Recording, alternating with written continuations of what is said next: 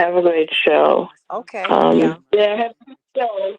And just your phone. I'll send you whatever through your phone Yeah, because the if studio you feed, could. Paul, is perfect. It's just like one of my favorite But I also stations. monitor the radio as well. But yeah, but where you are, it's going to be perfect because you're right at ground zero. That's my point. And because it's just like there's one of my favorite stations. It plays well sometimes in my apartment, but when I go downstairs and we drive a block, I lose the reception. It's just, the soul station that we love so much, Pastor Brooks. I I know can't, what you're talking about. I can't hear it everywhere. And it's like WCPT. You can't hear it everywhere. So let's just be mindful of The that. Dow closed down Because 164 if you're in your car and at the station, the closer I got to the station, the more I could hear WCPT. I live all the way south. Well, not all the EPT's way page, south. and on my This is what it sounded like yesterday. and subscribe. You all have been joining. It does not translate on the radio. Just like you lose the signal when you drive out of the reception area, right?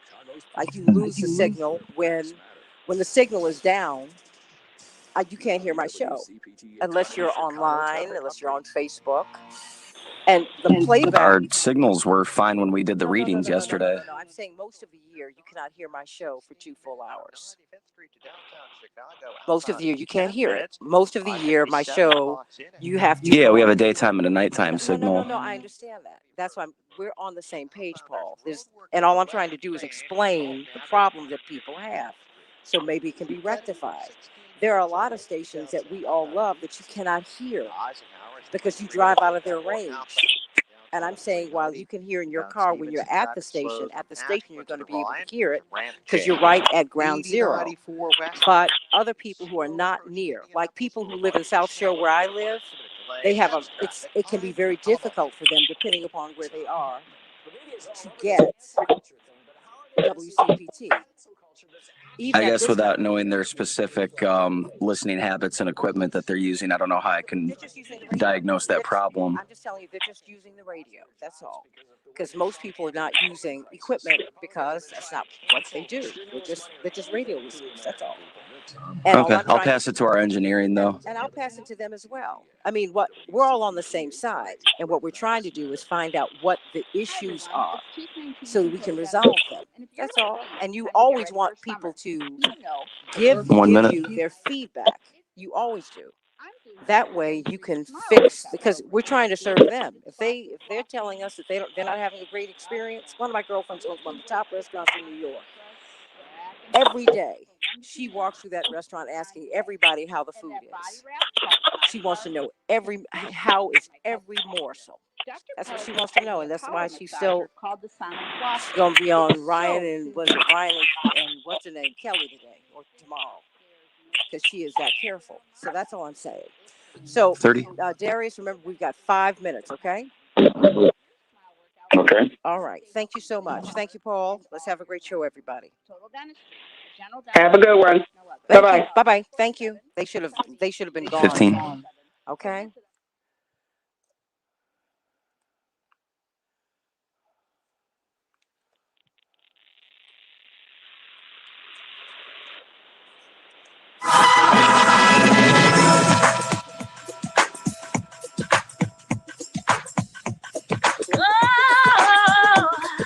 This is the Santita Jackson Show. Determined, unstoppable, achieving the impossible. We're standing tall with our heads held high. We are victorious. Hey, everybody. Welcome to the Santita Jackson Show. It is Thursday, May 20th, 2021. June is just around the corner. I am Santita Jackson, coming to you from WCPT here in Chicago, the nation's largest progressive talk radio station, AM 950 radio in Minneapolis, St. Paul, the voice of progressive Minnesota. Call me or text me at 773 763 WCPT 773 763 9278. GWC Injury Lawyers gives you the opportunity to text. So please feel free. You can reach us in many different platforms. The Santita Jackson and Friends page, please become my friend there. And of course, WCPT 820's platform on Facebook. Please become our friend there. And the Reverend Jesse Jackson page. And of course, my YouTube channel. Thank you all for liking and subscribing. I need you to like and subscribe and invite your friends to do that. The Santita Jackson Show. That's right. What are we going to be talking about today? The economics behind the reopening. People are talking about reopening the society. We're really reopening the economy. How are we going to do that? We're going to talk with Dr. Max Wolf about that and so much more. And we are now in 2022, everybody. President Trump will be starting his rallies again in a couple of weeks, and he plans to have a really big one on July 4th. How will he factor into 2022? What do you think about that? Do you think that he's still a factor? Remember, everybody, he got 10 million more votes in 2020 than he got in 2016. It's almost unprecedented. More than 10 million votes. I mean, he really, he still has a lot of strength. And now you're getting leaks from a book about President Obama, in which he says, has some really cutting remarks about President Trump. One has to wonder, will they have, or will there be like some kind of face-off between them? Will they be played off against each other in 2022? 2022 is here. And remember, Raphael Warnock, the senator from Georgia, Reverend Dr. Raphael Warnock, who won that historic seat, first African-American, descendant of enslaved people, family was sharecroppers. Well, he is now in the U.S. Senate. He has to run for a full term in 2022. He's running for re-election right now. How will that all play out? We've got to talk about that. And then, of course, COVID-19 Q&A. Fight to break it out already about these masks. What do you think about that, everybody? Call me or text me at 773-763-WCPT, 773-763-9278. What do you think about the Middle East? There's so much going on. And so I want you to just call me with all of your thoughts today. Let's just talk about it on the Santita Jackson Show. Let's get to some of these headlines. In Chicago, it's going to be positively beautiful today. 84 degrees, cloudy. Minneapolis, St. Paul, 75 degrees, rain, beautiful day. The Dow closed down 164 points yesterday. The S&P 500 closed down 12 points. The NASDAQ closed down 3.9 points. Busy day in Major League Baseball between the Twin Cities and Chicago, Illinois. The White Sox 2, the Twins 1, wrapping up their series. And the Twins will be facing off against the Angels today. And the Nationals, well, they were triumphant over the Cubs yesterday, 4-3, and they will be playing them once again today, this afternoon, everybody. Dedicating the show today to the legendary Paul Mooney. Oh, Negro Damas, one of, indeed, he was the great Richard Pryor's writing partner, Sanford and Son, truth teller. Indeed, there's so much for which we have to celebrate about this man, this great man. Appeared on Chappelle's show. He was 79 years of age. He died at his home yesterday in Oakland. He had a heart attack. But wow, what a life, what a life, what a life. Saturday Night Live. So much of modern comedy has been shaped by this man. And so, you know what? I'm so glad that he's leaving us with smiles on our faces. And of course, we all remember Smith and Carlos from the 68 Olympics. But actually, it was a group of track and field athletes who had come to the Olympics, the Olympic Project for Human Rights, and they were in protest. Well, Lee Evans was one of those athletes, and instead of raising his fist on there, he and his fellow athletes wore black berets as signs of protest. He died on Wednesday. He was 74 years of age. He became the first man to crack 44 seconds in the 400 meter. Well, it turns out President Biden has a big test with Benjamin Netanyahu. Wow, what happened? Well, he told him that he wanted him to de-escalate. According to this Washington Post report, it was an unusually blunt demand on Wednesday that Israel de-escalate its military attack on Gaza. And there's now a rift because Prime Minister Benjamin Netanyahu said no. Wow, what do you think about that? Call me, text me at 773-763-WCPT, 773-763-9278. The House voted yesterday to set up an independent bipartisan commission to investigate the January 6th riot. And even though Republican leadership was against it, 35 Republicans voted for it. And guess what? Mike Pence's brother, who is serving in Congress, Vice President Mike Pence, one of the persons who the crowd was going after, well, he voted against establishing this commission. Wow. Well, it sets up a tougher battle in the evenly divided Senate, so we're going to see what's going to happen. A COVID-19 booster shot will likely be needed within a year of initial vaccination, according to Dr. Anthony Fauci. What do you think about that, everybody? Call me, text me, 773-763-9278, everybody. Well, Alexandria Ocasio-Cortez is unveiling a resolution to block President Biden's $735 million weapons deal to Israel. Will it work, everybody? I want you to let me know what you think about the Texas governor signing an abortion bill banning the procedure as early as 6 weeks into presidency, everybody. Texas Governor Greg Abbott signed legislation banning abortions in the state as early as 6 weeks into a presidency. Many people say that it's extreme and strict. What do you think? It's the heartbeat abortion measure. What do you think about that, everybody? What do you think? And have you seen this video of this man who was shouting, "I am your brother"? Ronald Green, Louisiana State Police say publishing the body camera footage of the arrest of this man is premature and was not authorized. What do you think about that? It turns out that they said that he had a car accident, the police did, but it turns out they actually beat him to death. He was tortured to death by police who denied him life-saving aid for more than 9 minutes. He could be heard in the video saying, "I'm scared," during the encounter with the Louisiana State Troopers. But this is not very unusual, everybody. This comes on the heels of a study. A review of police killings in California showed that law enforcement spokespeople frequently publish highly misleading or sometimes false information about the people they have killed. This is according to a Guardian report. Got a lot to think about today, everybody, on the Santita Jackson Show. And let's get some good news from the pastor of the Grace Central Church, Pastor Darius Brooks. What's on your mind, Darius? Good morning, Santita. I'm just excited. People of God, remember, don't forget this. God is not in control. He's in charge. He's not in control. He's in charge. The Word of God says wisdom is the principal thing, but in all thy getting, get understanding. And if I had to use my thought today, Santita, I wanted to use the place that never disappoints. The place that never disappoints. And I want to teach on wisdom, which is what you have experienced in your past, whether it's positive or negative. And you see this to protect your future. Wisdom is designed to protect your future. God did not give the weight of the world on Santita or Darius or any individual. So what he does is he helps us make peace out of the situation first.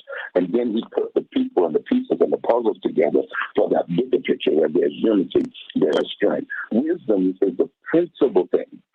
But now by getting, get understanding. And the place that never disappoints is God's word is a clear, steadfast voice yesterday, today, and forevermore. In the face of adversity and uncertainty, first to the believer. God really deals with us, Santita, in our personal lives. It's kind of sort of like you can't save the world when your husband is beating you. You can't save the world when you need some food on your table. So the first thing God does is he starts working on you to share with you, I got you. And he comes in such amazing ways. The art of trusting God's word is to understand that what was and what could be and what's already done. It's already, everything God already planned is already done. All we got to do is step it out. You know, all safety does to move us in his will. Some have made some of the gravest mistakes by putting God's word and not keeping it in its place.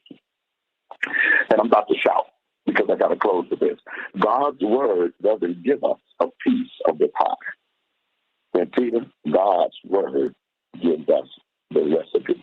So every time life comes at you, every time life comes at you, he show you how to deal with you where you are. And then when you get to a place, then he put the people together to get accomplished what he wants done. God knew Martin Luther King was going to die at the age he died, but he also knew that the work that he did was going to cover a lot of ground. I don't know who I'm talking to today.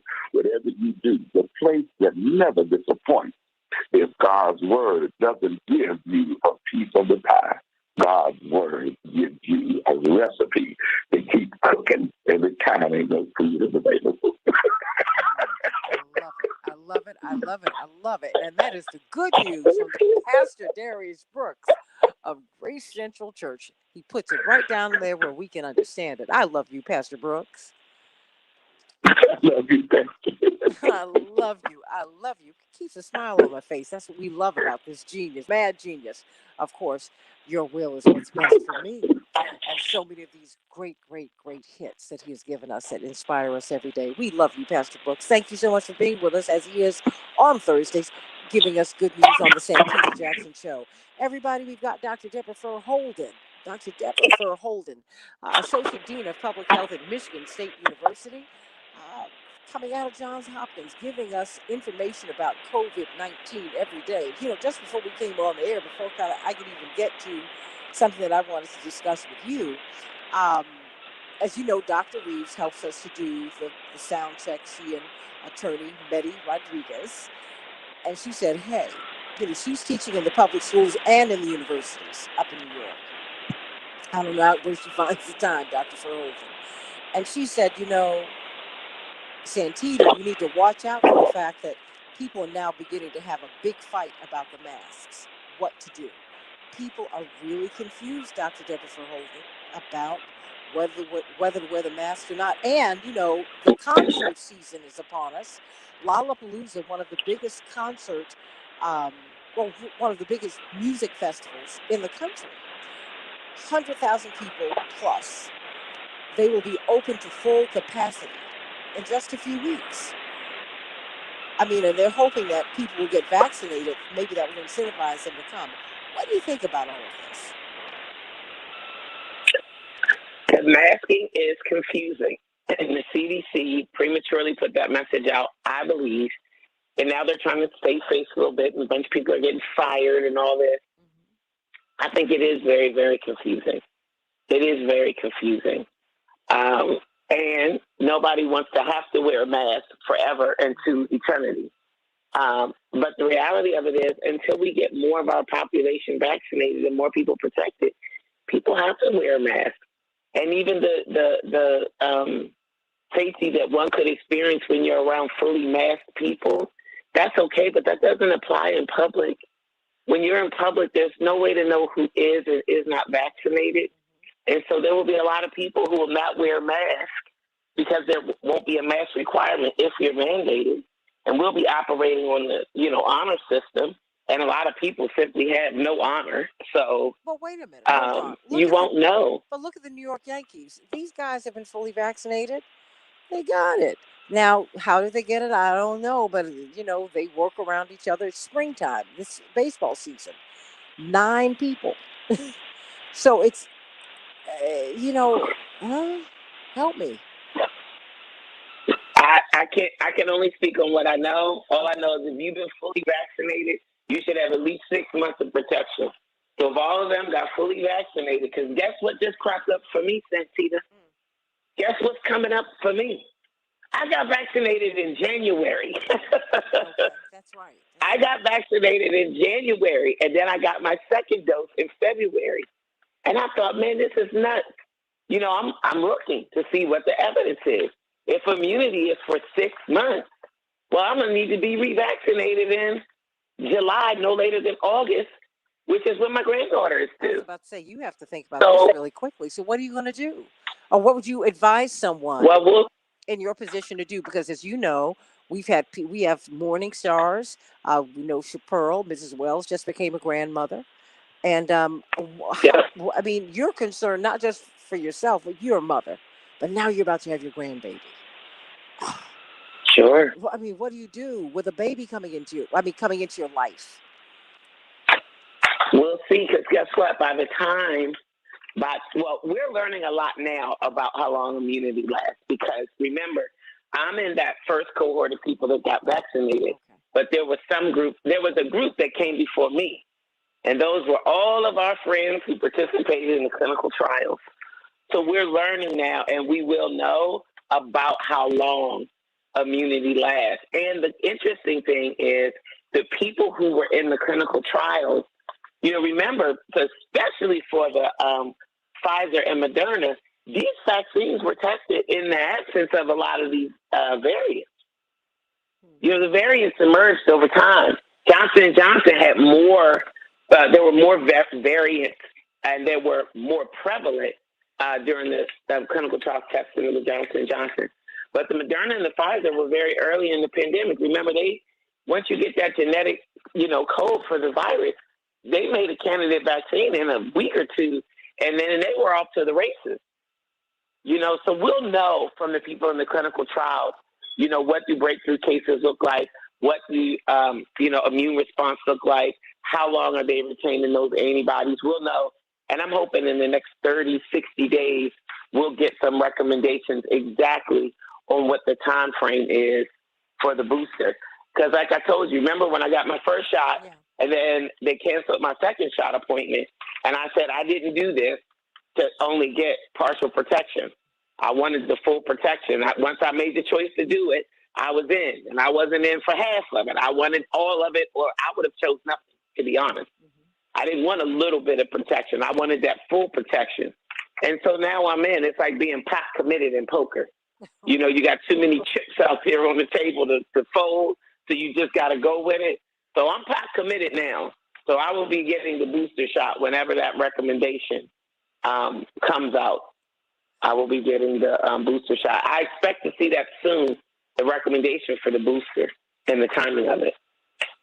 Okay. And how will the booster be different from your initial shots? If I had to guess, they might actually be the same shot. Okay. Remember, the shots are identical. What you get in shot 1 and shot 2 for both Moderna and Pfizer are identical shots. They're identical. So if I had to guess, can't say that with certainty, but if I had to guess, they're going to be the same shot. Because remember, it's about priming your immune system, right? And so as your immunity wanes, it's just like a repriming of the pump. So I can't speak that with certainty, but if I had to guess, I think it'll be the same shot. Well, we're still trying to find out a lot. And Joyce, I wish you would call in, but because, it's 773-763-WCPT, 773-763-9278, 773-763-9278. Joyce Anderson, one of our morning stars, says, "Good morning, Dr. Deborah Holden. I'm not confused. I mask up 24/7, and I'm still social distancing after having COVID-19, and her taste is still not back completely." Wow. Yeah, I'm hearing a lot of that, and Joyce saying prayers for you. Yes. And we'll pray that does come back. There have been a lot of cases of people who it just took a while for that taste and smell to come back. I don't personally know of any cases, and I haven't heard of any cases in my community where it ultimately didn't come back. But for some people, it was 6-7 months without taste and smell. I have a guy that used to work for me, got a different virus, and lost his sense of taste and smell, and it never returned. And so, again, this is not something that you want to play with. And I do understand, people got questions and concerns about the vaccine. But when you think about the things that are possible when you get COVID, the potential risks of the vaccine are just minor compared to what you have to manage with COVID. So we all got to stay on our toes, keep getting our information, keep getting our questions asked. I do encourage people to continue to mask up. I do think there is a great opportunity if you are around fully vaccinated people that are fully vaccinated. I'm not talking about going in public. I'm not talking about sitting in the fully vaccinated section at the opera or at the game, because you don't know that those people are actually vaccinated. I'm talking about your family. I'm talking about your peer group. I'm talking about going to a small family gathering and knowing that everybody there is vaccinated. that's a slightly different scenario. Mind you, if you've got that and you have people who are honoring protocols out in the world, right? Because it's not about what you do when you're around other safe people and other people who are vaccinated. It's what you do when you're out in the world in general. Then you can enjoy a cookout that's not masked up, but not if everybody's not vaccinated, and not if you don't know the vaccination status of everybody. And you can't do that, and I wouldn't do that in public. Not me personally, I wouldn't do that. Well, I'm concerned about everybody, quite frankly, because you've got the breakthrough viruses. Now, this is just me as a layperson talking, and correct me where I am wrong, please. Because, from my understanding still of these shots is that they protect you from having the person who's been vaccinated from getting the worst version of the virus, right? Of the disease. COVID-19. You got coronavirus, which can give you the disease, make manifest COVID-19, and no one wants that. A lot of people, Dr. Deb, don't even tell you they've had COVID, or that they've got it, or that they've had it. I mean, there's a lot of secrecy and whatnot surrounding all of this, because that this is not going to stop you from getting it. It just stops you from possibly dying from it. That's enough. Well, that's a big deal, right? Well, or has but that changed? It is a big deal. No, it is a big deal, but it severely 15. reduces the likelihood that you will contract COVID. Okay. Like severely. That's what the 95% is. Those breakthrough cases, and we might see that 5 breakthrough cases go up. Why? Because we've got other variants in the community, and the vaccines are effective, but may not be as effective. We're going to have to wait and see. We'll have to wait and see. Going to be talking with Dr. Deb during the break. But what about President Trump? What about President Obama? What impact will they have on 2022? It's right here, everybody. Back with more of the Santita Jackson Show. Oh, Dr. Deb? Yes, ma'am. Good morning. Chapearl has a question for you. I didn't see that she had called. Can we bring her up, Paul?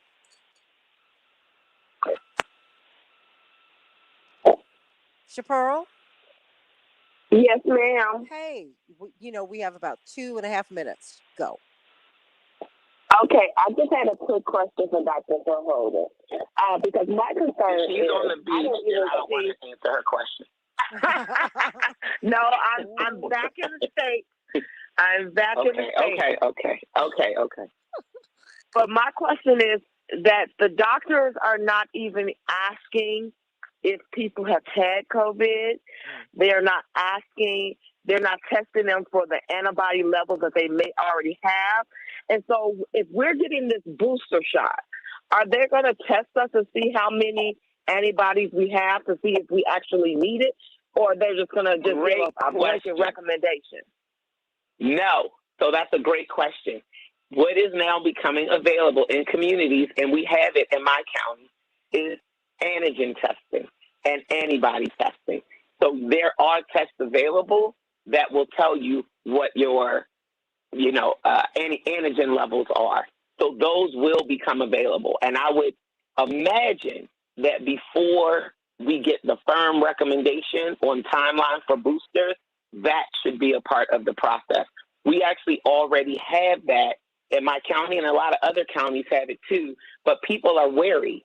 They're wary of all of it, the vaccine, the test, the everything. But if from a public health perspective, that would be a good measure. Well, then let me ask you as an example, I just had to get a titer test for chickenpox because I had never had the chickenpox. I had a titer test about 15 years ago. It was negative. In fact, I didn't have the chickenpox.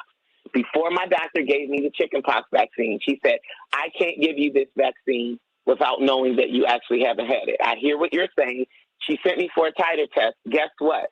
I have chickenpox antibodies. At some point, I must have got exposed, developed an immune response, but never had any outward manifestations. That's my question for you then. For you.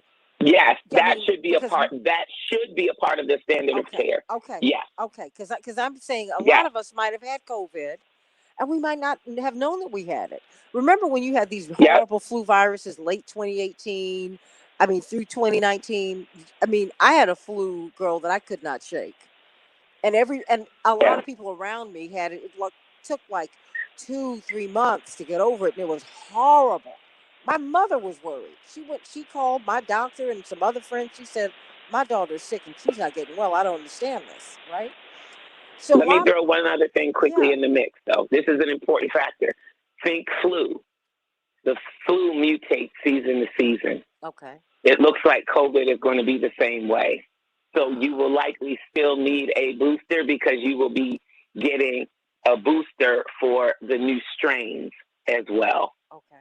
So that makes it just a little bit different. But in this early phase, you know, the recommendation is even if you've had COVID, that you can get vaccinated. The exact timeline, some people say 2 weeks, some people say 30 days, but you know, we're really going to have to wait and see. If I had to guess, David Daly getting it right now because we only have the vaccines that we have.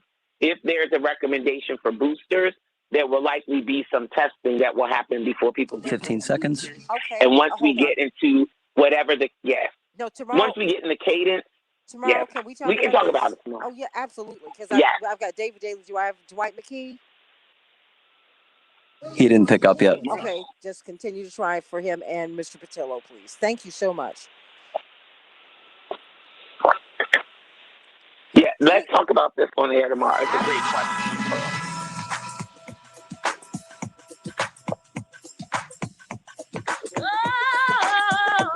We have Attorney Patillo. Santita Jackson Show.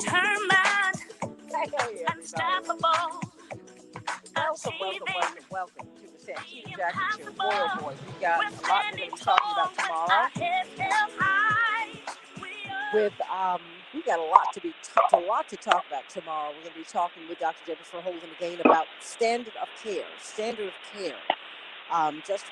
There are a lot of questions you should be asking as you get vaccinated, and we want you to we want you to know what you're doing. You know what? We're in the throes of 2022. Paul, I'm hearing a lot of static in the background. If you can bring that down just a bit. Thank you so much. We're hearing a lot about 2022, or maybe we're not hearing a lot about 2022, but so much about the January 6th riots, whether we're going to establish another commission to study it, yes or no, President Trump's reemergence on the scene. He's going to be throwing his rallies again in 2 weeks. Now we're getting a leak from a book about President Obama in which he's made some really cutting remarks about President Trump, right? You know, they have been sharp. Well, with all of that, that lets us know that we're in the middle of we are really in the midst, not in the middle, but in the midst of the 2020 campaign. And my question for you is, what does all of this mean? President Trump is going to be resuming his rallies. Okay. What does that mean? How much of a factor will he be? And mind you, okay, you say he's no longer president. That's true, but he did get 10 million plus more votes in this election cycle in 2020 than he got 4 years before.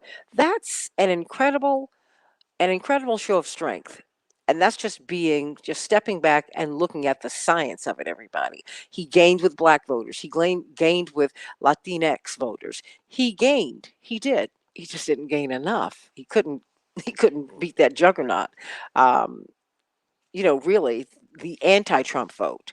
So I want to know what you are thinking. I mean, because now we're seeing a push, not just in Arizona, but in all of the states, to find out what happened with the election count.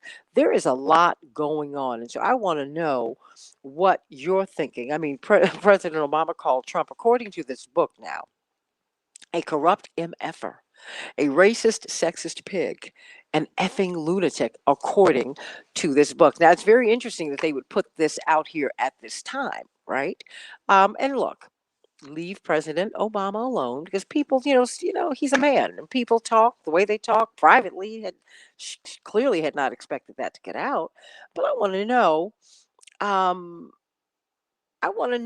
what you're thinking. And so let me start off, of course, with this wonderful panel that I've got here. Just brilliant, brilliant, brilliant. And of course, we're going to be asking them about what their thoughts are. Of course, best-selling author of rat effed. Seems like you and President Obama have something in common today. And of course, Unrigged is his latest book, which you have to get. How Americans are battling back to save democracy. And of course, attorney Robert Patillo, who has his own show on WAOK every Sunday, the iconic Atlanta talk radio station, from 1 to 4 Eastern Standard Time. He's also a civil rights lawyer who is also the Southeastern Regional Director for Rainbow Push. And we have got social scientist, our own Dr. D, Dwight McKee. Let me start with you. David Daly, what do you see? I mean, it seems like we're in 2022. Seems like we are in 2022. We're in 2024. You're absolutely right. Okay. They always play a long game. Listen, Donald Trump is still the most powerful and prominent person in the Republican Party, even if he's lost his Twitter account. There was a poll that came out from Morning Consult just this week. It shows Donald Trump. It's a poll of 2024. It's Donald Trump in the mid-40s. Mike Pence down at 13. You want to guess who's third? Donald Trump Jr. is third. Really? That's at 7%. Everybody else is far below. All these sort of, the junior would-be authoritarian Trumps, the Cruzes and the Hawleys of the world, are all down around 1-2%. Mike Pompeo was at 0. So Trump retains a lot of power. At this point in time, the nomination would likely be his. Now, of course, at this point in time is 3 years before the convention. Donald Trump is not in great health. Who knows what happens by that 2024? He could be indicted. He could be ill. There are all kinds of possibilities. But what I think we have to be afraid of is, in some ways, less Donald Trump than the fact that what we're seeing in state capitals around the country on voting suppression bills are all very much aimed at two things. They are aimed at keeping you're about to see a massive burst of redistricting that is next year that is going to redraw all of the congressional and state legislative lines in the country. Republicans are going to have the majority of power over that process in the majority of states. That is going to reshape the congressional map as well as state legislative maps around the country and tilt them in the Republican direction. But what's also embedded in these bills, in addition to all of the horrible and really obvious suppression efforts that we're seeing, are these efforts to shift roles that people don't really think about very often, but which became super important in the days before the counting of the electoral votes, in the days before January 6th.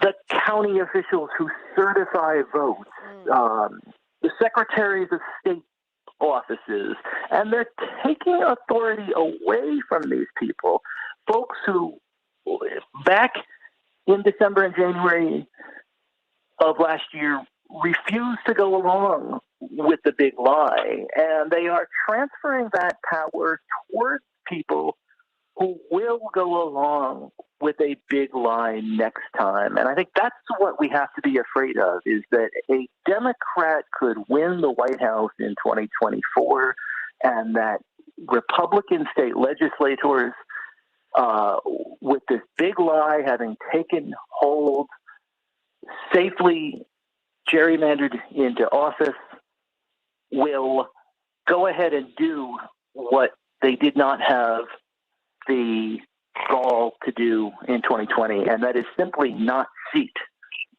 certify a Democratic president. Before I move on to the rest of the panel, or should I say move this around, David Daly, author of Unrigged. Rat Effed is a New York Times best-selling book, but you need to get Unrigged. People are getting the book. You need to read it because it takes you through the secret plan of how Republicans really work, David. And I'm bringing this to you because, I think it's important for us to acknowledge that Trump got 10 million more votes plus in 2020 that he got in 2016. He grew the black vote. He saved votes from the Democrats on the black side and on the Latinx side. He got the highest percentage of non-white voters of any Republican in 60 years since Richard Nixon. I just think that he is far more consequential than, and they're planning.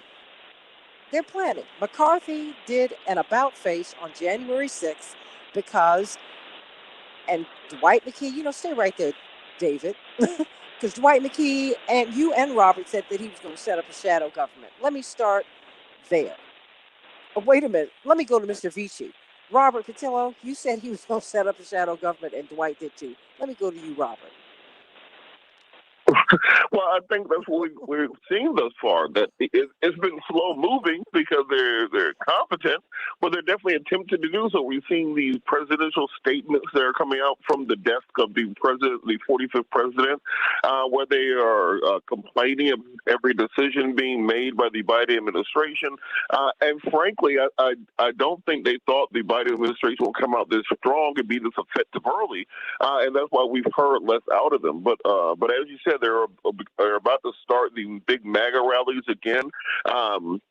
Trump has already destroyed the Republican Party of Georgia, and he is working his way across the country. We have many Republicans who are deciding to kowtow and simply leave the party and just give it away. Instead of fighting for the last scrap to the Republican Party, they've just decided to let it go. So I do think we're seeing the Trumpization and the Maganization of the Republican Party into something that is less so a political party and more so just a political movement around one iconoclastic figure being Donald Trump.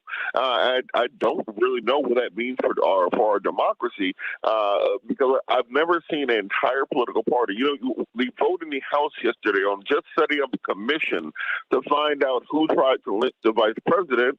You could only get 30-something Republicans to vote in favor of that, and they were there when they tried to do the lynching. So if that's the mindset you're looking at, that's the people you're talking to. Well, it's hard to talk about campaign finance reform with the people who won't admit, who don't want to talk about the people who tried to lynch the vice president on TV. So yes, they're working on setting up a DC government. They want to be a person out the minute that there's any kind of foreign policy discussion. They want to roll their healthcare person out anytime there's a healthcare discussion and be ready to pounce on any mistakes. It's just the Biden administration played it very safe in the first several months of the administration. They haven't had any real gaffes. They haven't had any real crises. Republicans have tried to manufacture them, but thus far, that's the reason we haven't heard more out of the government besides the statements from Donald Trump's new blog. Dwight McKee, it seems like they've been reading your playbook.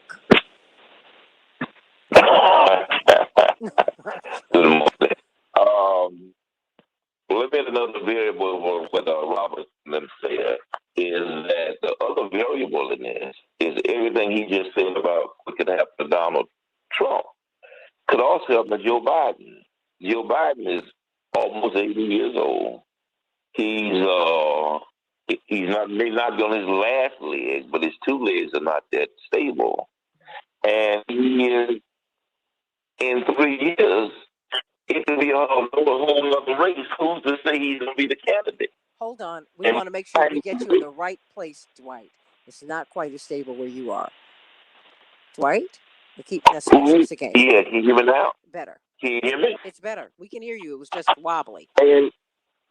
Okay. And so in 3 years, he may not be a viable candidate because his illness may kick in. He may have some health issues. He may have some political issues. He may not be the one. He may be the only one on the Democratic side that can give Donald Trump a good ride for his money. And so the fact of the matter is, it's not a given that Trump will not be the president again. Because in 3 years, a lot can happen, particularly with this voter suppression and them locking up these state legislators. And we don't know where the money is going. It's going to be a big shift in the money in the next 3 years. A lot of these major corporations are going to be very upset with this quote-unquote tax that Biden has imposed on them, and they're going to declare war on the Democratic Party and on the Biden. And we don't know what's going to happen with these wars, with Israel, with these Middle Eastern countries. A lot of things can go down. And then lastly, we're not sure that we've seen the last of these viruses. Is that, given what's happened in India and given what's happened with this pandemic, and given what may happen with that, if we see a rebound of these viruses, again, the whole proposition can change. No, not you are dealing with a man who's fighting for his economic and political life. They're talking about indicting him, and his only salvation to stay out of jail and keep his fortune made to become the president of the United States all over again. That's why I understood from day one that he wasn't going anywhere. Everybody, call me, text me, 773-763-WCPT, 773-763-9278. I want to know what you're thinking. Sending much love to Martita McKee Hines. Do you know who that is, Dwight McKee? Yeah. It's his sister, my babysitter from back in the day. I was even a flower girl in her wedding. Hello, junior bridesmaid. No, I wasn't a junior bridesmaid. Well, I was a junior bridesmaid. So I was too old to be a flower girl. There we go. Very exciting. Everybody, Kenneth D., Linear Bob from San Jose, and D. Ray, and Vicky, and my Aunt Marty, and let me see, Daryl, and Mark, and Vicky. I want to hear from you, L. Stanley Davis, and so many people. I want to know what your thoughts are, because I'm wondering, David, if Democrats are prepared or are preparing. It seems to me that Republicans are on message. That's something that I got from both of your books, Rat Effed and Unrigged. How they plot and plan and execute all the time. That's what they do. I mean, it seems to me that's what they're doing even right now. Even the people who were angry on January 6th and 7th, they're now kissing President Trump's ring because they're like, you know what, I need him for 2022, and who knows what and where he's going to be in 2024. They understand where the power is.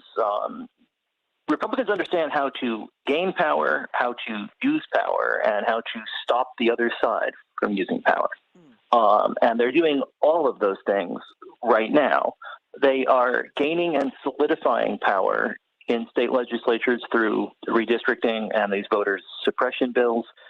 It is no surprise that you see these bills coming out of red states where the election was super close in 2020, like Georgia and Arizona, the states like Texas, where the demographics of the state are quickly changing and these states are becoming less white, and they are attempting, and they are using the filibuster thread in the Senate, a Senate that is controlled by Democrats, 51-50, with the vice president casting the tying vote, but Democrats have to get 60 votes in the Senate to actually move anything through the body. And there simply are not 10 Democrats that are willing to 10 Republicans that are willing to come to the other side to do really anything at all. We've seen that. Maybe Susan Collins on one thing or another, maybe Lisa Murkowski on one thing or another, maybe Mitt Romney, rarely all three of them at once. And either way, 3 is a whole lot less than 10.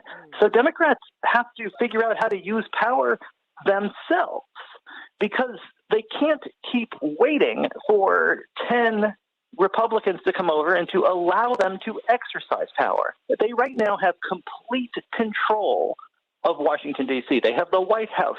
They have the U.S. House and the U.S. Senate. And so they have to use that power while they have a chance to, especially to lock in voting rights. But you still have these 2 holdout senators in Manchin from West Virginia and Sinema from Arizona that are not willing to break the filibuster. They are holding out hope of bipartisanship.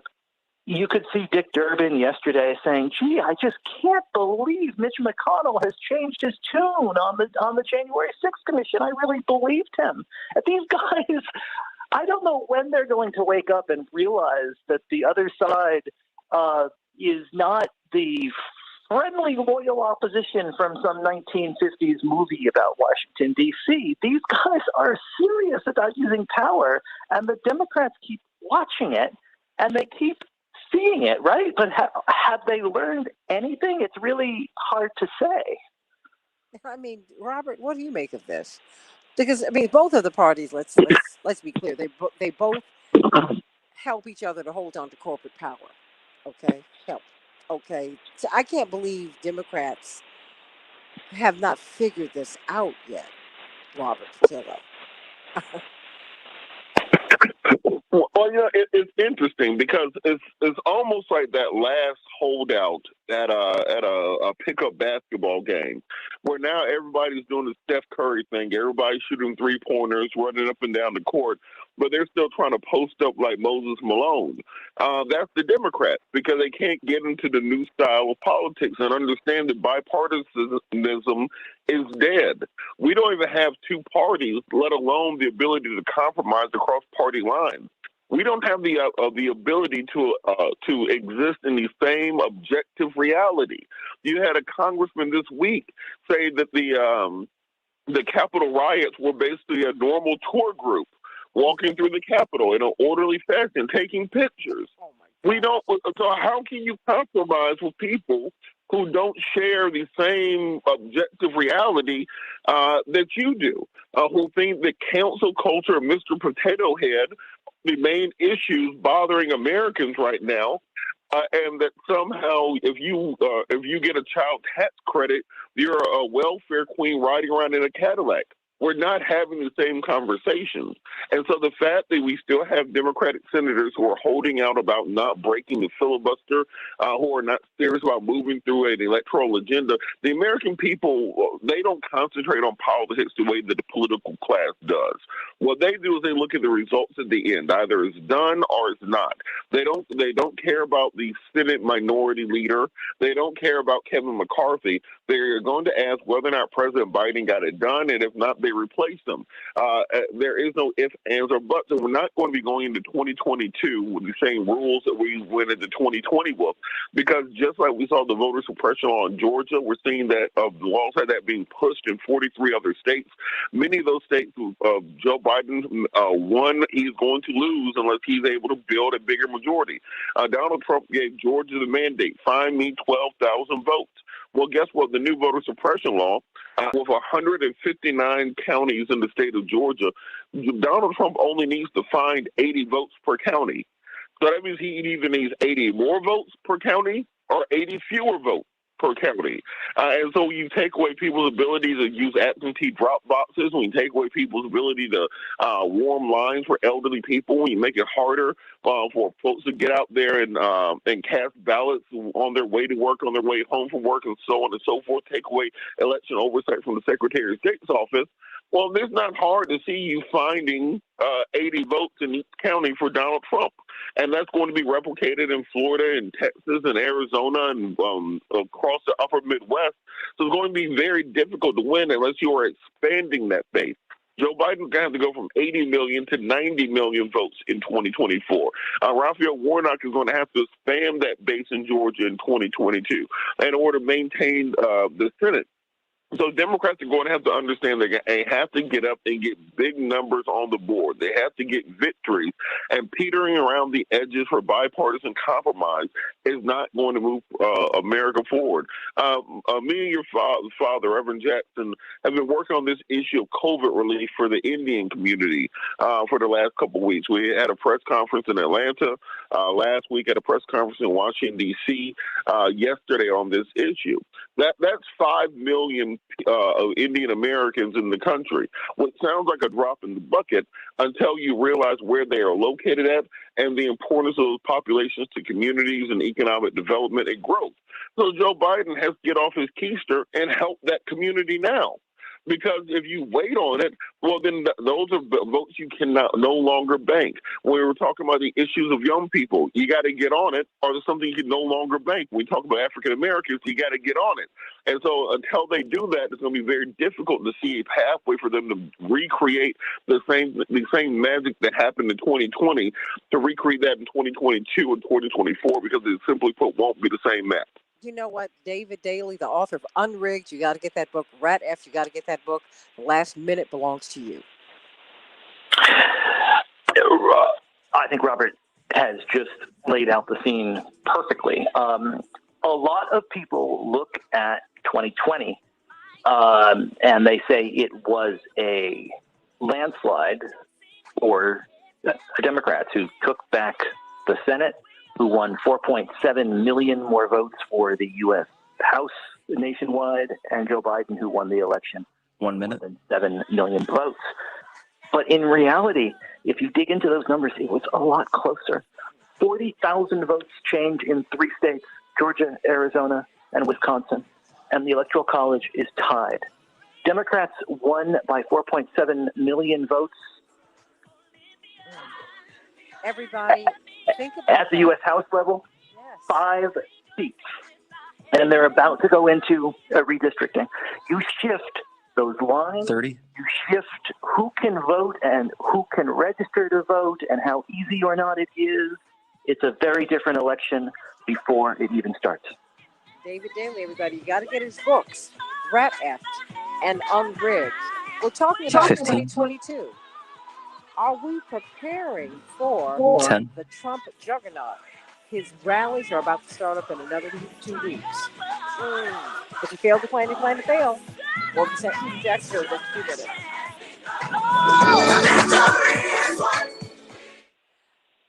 Thank you, David. I know you got to go take care of that gorgeous My baby. pleasure. I got to get him down the street to the bus, but anytime. Good to hear everybody's voice again. Thanks again. Bye-bye. Thank you. We love you, David. Everybody, you've got to get his books, Rat Effed and Unrigged. And Robert Patillo and Dwight McKee, you got to get these books because he lays out the plan, Robert and Dwight. I mean, these folks are working overtime. And and that's what all of the machinations in the House and the Senate, they are moving where they quit. I mean, they've taken over, like you said, they've taken over the state legislatures. He wrote about this. He's been reading, Robert and Dwight, David has been researching this since really the beginning of the Obama presidency. And so then he came up with this book because he had to dig and get the information and establish it. He said, no. These folks started planning this the night this man won. Well, if I can put a asterisk there, it actually started with Jerry Falwell. Well, there you go. Jerry Falwell took Liberty University for the purposes of stacking the government with lawyers who could use the law to work for the benefit of his silent majority and against everybody else. And so this really comes out of Liberty University and the Heritage Foundation, who've been planning this for 40 years, and they will pick the government back. Well, I want you to explain that when we get back on the air, because I think that people need to understand just how well thought out all of this is. Because Jerry Falwell became the counter to Reverend Jackson in the 80s.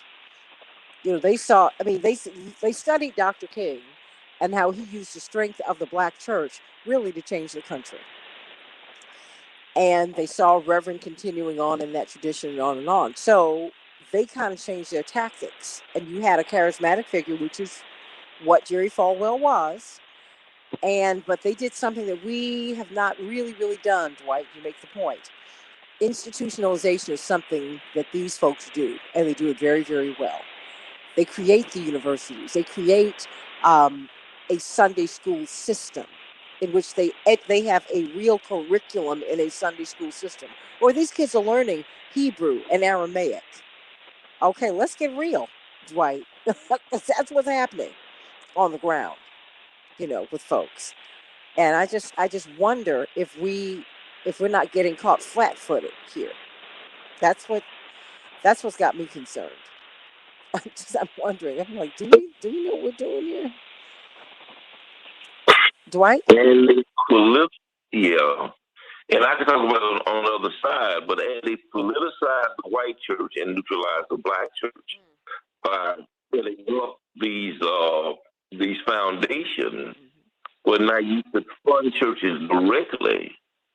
And so, but they were able to use that then to control the direction of the churches, which they got out of Dr. King's book. That's right. And so, that's right. And then they started funding black preachers, right? Absolutely. And Robert can speak to that a little bit. But they had a great strategy that worked for them. And so 10 years later, they not only was in control of the courts, they were in control of all of the legal systems that could then create this tide of resistance around the country. And so they, rather than try to control it from the top down at the presidential level, they really concentrated more on the secretaries of state and use that as a base in all these different communities to gerrymander and to control the vote. Well, they did say you can have the presidency. Take it. What we're going to do, we're going to take everything else and tie you up from the soles of your feet all the way up to your neck. And they have done they say you can have the head, but every other place on this body, we will control. And I want you all to talk about that, because as I looked at President Trump laying in the cut, and now he's about to come out with his rallies, and then they drop this about President Obama, and I want you all to speak to that, this drop from this book. I said, it seems like they're setting them up to fight with each other. That is something that I am not looking forward to, because I don't think that would end well. So we're going to be talking about that shortly, but it's just, wow. I mean, and does the Indian community feel, Robert, that they have been paid attention to? Do they think they've got sufficient attention from the Biden-Harris administration? I've got 1 minute. Oh, absolutely.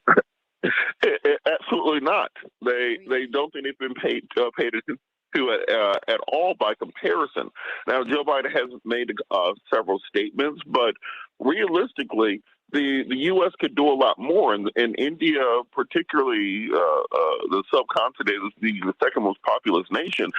China is right there next to them. If China shows up with the Chinese coronavirus vaccine and PPE equipment and those sorts of things, you start losing that geopolitical battle for the hearts and minds of the developing world. The same thing with African nations. While Americans are hoarding vaccines that you have to convince people aren't microchips, China and Russia are going around trying to vaccinate the developing world so that they can help win the hegemonic power there. So we got to get on the ball. Stay right there, everybody. We're coming up inside of a minute. So I want you to call me or text me at 773-VICKY. You've got a lot to say, and I want to hear what you've got to say. I want to hear your voice.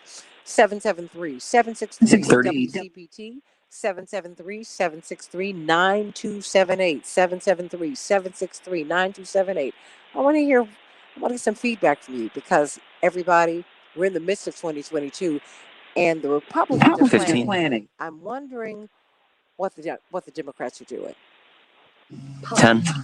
Oh boy, stay right there, everybody. Do they have a figure 5 who can counter President Trump in these rallies? Think about that.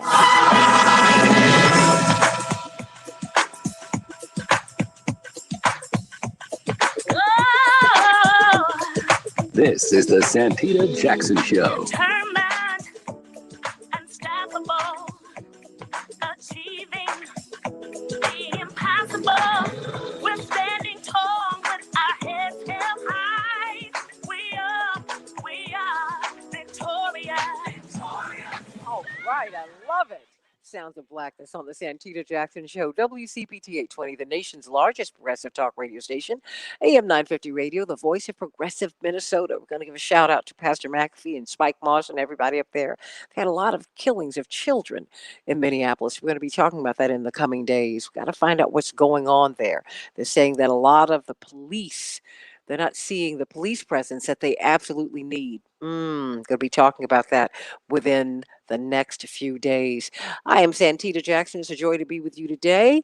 I want you to meet my morning stars, Carol out there on the left coast, and Stanley Davis and Vicki Wells, and Deborah Thomas and Shirley from Philadelphia, and Paula and Michael Ann and D. Ray and Daryl and Mark, and so many of you. I want to thank you. Is it L Truth for sure? I hope that's it. And Madeline Ray, and so many of you. Keith Fluid up in New York.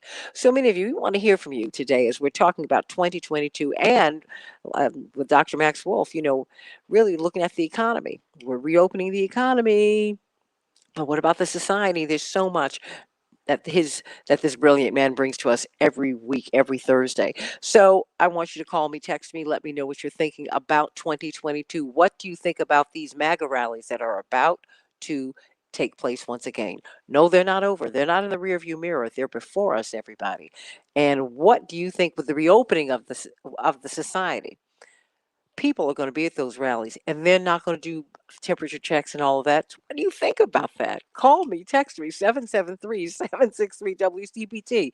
And do the Democrats have a figure as popular as President Trump, who got 10 million more votes in 2020 than he got in 2016? He got more non-white votes than any Republican since Nixon. In 1960, Black people voted Republican. It was a big deal for Black people to vote for John Kennedy. That was huge, everybody. Think about that. Think about it. Chicago, we're going to have a high of 84 degrees, cloudy. Minneapolis, St. Paul, a high of 75 degrees. It will be rain today. And the Dow closed down yesterday 164 points. The S&P 500 closed down 12 points. The NASDAQ closed down 3.9 points. And yesterday we had quite the day in Major League Baseball. Chicago, the White Sox are triumphant over the Twins, 2-1. The Twins will be playing the Angels today. And the Nationals, well, they bested the Cubs 4-3, and they will be playing them once again this afternoon. Dedicating the show to two of our heroic figures. A personal friend of mine, Paul Mooney. So blessed to have had him as a dear friend. He wrote for Richard Pryor. In fact, he was his writing partner. So much of Richard Pryor's brilliance was inspired by and written with Paul Mooney, The Chappelle Show, of course, Negro Damas. How can we forget that? Sanford and Son, Saturday Night Live. What do you say about this brilliant man, one of the godfathers of modern comedy? And so I want you to think about him as we pray for the soul of Paul Mooney. And you know what? I hope that I leave this earth the way he did, leaving me smiling. Every time I think of him, I just smile. God bless you, Paul Mooney. Love you, and miss you already. Lee Evans. There was a group of athletes in 1968, along with John Carlos and Tommy Smith, who were protesting the injustices in the United States of America. They were part of the Olympic Project for Human Rights from San Jose State University. And of course, Carlos and Smith went on to infamy in real time, but into fame and glory for all time, protesting the injustice in the United States. Well, they were not alone. Lee Evans was part of that Olympic Project for Human Rights. Instead of raising their fists, they said, no, don't do what these guys did. They said, okay, what we will do is wear black berets, tipping our hats to the Black Panthers. Well, he was a record-setting sprinter. He became the first man to crack 44 seconds in the 400-meter. He made his transition on Wednesday at the age of 74. God bless him. God bless him. Lee Evans dedicating the show to both of these giants today, everybody. Well, President Biden had an unusually blunt demand on Wednesday that Israel de-escalate its military attacks on Gaza, and it's creating a rare rift between the two countries. And it's dismaying some of Israel's supporters in the United States, according to the Washington Post. Indeed, Alexandria Ocasio-Cortez and many progressives and many other Democrats are unveiling a resolution. They're supporting a resolution to block President Biden's $735 million weapons sale to Israel. Now, mind you, this deal was put together before this current conflict. So what do you think about that, everybody? What do you think about that? And in the backdrop of that, the House passed a bill yesterday to create a commission to investigate the January 6th attack on the Capitol. But its chances of passing in the Senate are dim. The bill passed the House 252 to 175. 35 Republicans supported the measure, but not Mike Pence's brother. And mind you, they were coming after Mike Pence's brother with a noose. Unbelievable. But 2022 is upon us, everybody. 2022 is upon us. Are you ready for your booster shot for coronavirus? Well, that will likely be needed within a year of initial vaccination to keep up immunity, according to Dr. Fauci. He added that variant-specific boosters may not be needed. So we will see, everybody. We will see what is going to happen there. And of course, many of us are looking at the tragedy down in Louisiana. Of course, there is a man, Ronald Green. He was killed 2 years ago. And the initial report was that he had a car accident, right? Just to put it very briefly. And it didn't quite happen like that after an encounter with the police. It turns out that the police tortured him to death when we got the body cam footage. What about that? Well, that comes on the heels of another report, everybody. There's a review of police killings in California that showed that law enforcement officials and law enforcement spokespersons, frequently publish highly misleading or sometimes false information about the people they have killed. Over the last 5 years, the Guardian newspaper found at least a dozen examples in the state of initial police statements misrepresenting events. The same thing happened with George Floyd, everybody. It's something for us to think about. So, what about Lori Lightfoot? Wow. Chicago Mayor Lori Lightfoot defended her controversial announcement to give only individual interviews to journalists of color, everybody, and blasted Chicago media institutions for their overwhelming, as she put it, whiteness and maleness. It was an extraordinary letter, and this was about the second anniversary of her election, and she's drawn outrage after white journalists were told by her press office that they could not interview her one-on-one because of their skin color. That's where I have to kind of tip my hat to WCPT and AM 950 radio, because talk radio is a very white male space. I am one of the few women, let alone black women, in it, doing morning drive radio. I don't know if there's anyone else doing it, and I want to thank WCPT for the opportunity, but I certainly don't want or need to be alone. I think women and black women and brown women and indigenous women and Indian women, Asian women are too great a consequence for us to not have a greater say in this space. All right, everybody, let's get right to it. 2022 is upon us. President Donald Trump is about to start his new rallies, okay? This new round of rallies. What do you think about that? Are you ready for these new MAGA rallies? Are you? I want you to call me, text me at 773-763-WCPT. At the bottom of the hour, we'll be talking to Dr. Max Wolf. But right now, we're talking with attorney Robert Patillo, host of his own show on WAOK in Atlanta every Sunday from 1 to 4 Eastern Standard Time. He's also the Southeastern Regional Director for Rainbow Push. And we have got Dwight McKee, Dr. D, social scientist, our own doctor in residence, right here on the Santita Jackson Show. We've been talking about 2022 and how it seems like, Robert Patillo, the stage is being set maybe for a showdown between President Obama and President Trump. Now, there's a leak from a book that's supposed to be coming out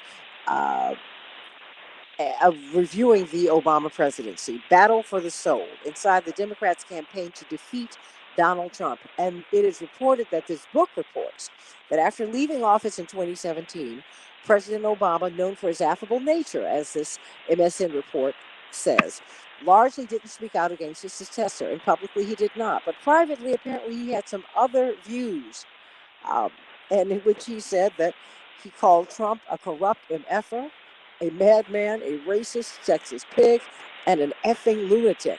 And now we've got President Trump who's about to come out with his rallies. And you heard David Daley tell us just before he left in the previous half hour that President Trump is still at the top of the heap of presidential candidates for 2024, at least right now. That can change in a day. It can change by the end of the day. But so far, this man who got 10 million more votes, he's kind of in the mix. Robert Patillo, do you think we're going to see a showdown between President Trump and President Obama? Well, I don't, and I'll explain why. One, I always love anonymous quotes from anonymous sources because there's no way to disprove them. But I just don't. I've been around President Obama enough. He's a little bit of a smooth Chi-Town cat. I just don't see him sitting there smoking a Newport talking about he's a racist, sexist pig. I can see some other choice words being said. I don't see President Obama sounding like a liberal white woman named Gretchen when he's mad and cursing at President Trump. I just don't see it happening. So why Gretchen? Why are you messing with that name? What's wrong with you? Oh, I'm just saying I don't see Barack turning into Gretchen at the last minute. Mute him. It's Karen. It's Karen. Well, I think there has to be levels to it. So I don't think that's quite a Karen comment, but that's definitely a Megan into Gretchen. So I think I don't see Barack into the Megan Gretchen range on his insults. But what I think is going to happen is that when Trump starts to rally this back up, we're going to finally start seeing Trump fatigue. I'm noticing it with late night shows already. I grew up watching Johnny Carson, so I always watch late night shows every night. As I like them, even though most of them were terrible. But all of them are still doing Trump material after 6 years. And it's starting to wear thin because you're just not really that interested in what the guy who used to be in power is talking about or tweeting about. And so as media attention starts to wane from those rallies, Republicans are going to have to start create a new get a new party trick, basically, in order to get the same attention. How often and how many days a week are we going to be hearing Trump relitigate the 2020 election and how it was stolen from him? What cable news networks are even going to air it after some of these $1 and $2 billion lawsuits go through and start surviving motions for summary judgment and bankrupting some news networks? Who's going to be giving him any mainstream interviews? You see him all the time now on One America News Network, America Voices Network, Newsmax, those sorts of places. But when it comes to a sit-down interview with Ted Koppel or Dan Rather, that's not happening because news networks, he's not doing anything newsworthy. It's a glorified rant. So I think President Trump will continue to be a player and a force in the party. But I don't see it being this iconoclastic battle because for the American people, that one party is putting checks in your hand, vaccines in your arms, getting kids back to school, bringing troops back home, and the other one is ranting about an election that took place 2 or 3 years ago. I don't see that being much of a battle. So I have my doubts about President Obama's Gretchen moment, and I do have my doubts about how much more of an attention span the American people have for a movie they saw in 2016 and then again in 2020. Do they really want to see it again in 2022? But I could be wrong. They make a Batman and a Spider-Man movie every year.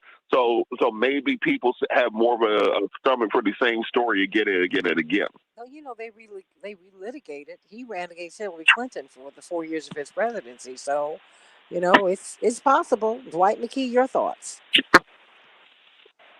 I think Robert could be correct, but I don't think it matters again because Republicans are organized from the bottom up, from the inside out.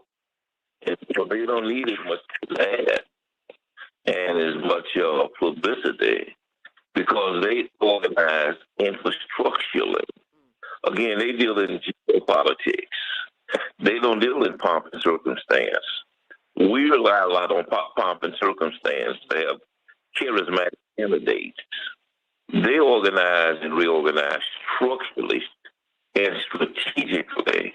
And so by the time they finish gerrymandering and nullifying votes and and organizing at a local level and taking over these state legislators, you'll look up and all of the demographics in an electoral college will be on their side of the directors. That's why I was explaining a little while ago, you want me to repeat it, is that this really started with Jerry Falwell and his crowd. Jerry Falwell put together Liberty University for the purposes of organizing young white boys who could infiltrate the government and the judiciary and take his silent majority, which is all he needed, to control the government. And it's been a very effective strategy that between the University and the Heritage Foundation. That's why they call it Liberty University. For the fact of the matter is that's the role of the college, was to take back over the government. And then they neutralize the churches by putting together these tax-exempt situations where the churches can be funded directly by the government. And so they politicize the white churches and neutralize a lot of the black churches. And so it's been a real profound. How did he neutralize the black churches? Because now they control the budget. Now they in a situation now that in order for you to get this money, there's certain positions you can't take and certain allegiances you have to make. And so it takes the moral edge out of the black church because they're dependent upon these grants to sustain themselves. And with these grants come certain responsibilities and certain levels of accountability that takes them out of the social justice category and turn them just into another political, patsy in this thing. And then finally, I wanted to say on Patillo's point is the way you explained the Democratic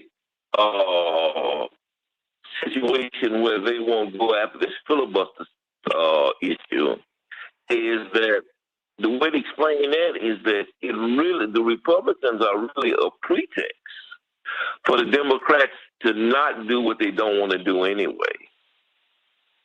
The only thing that makes in that situation is that they're hiding behind the Republicans because there's certain constituencies that they don't want to run amok with.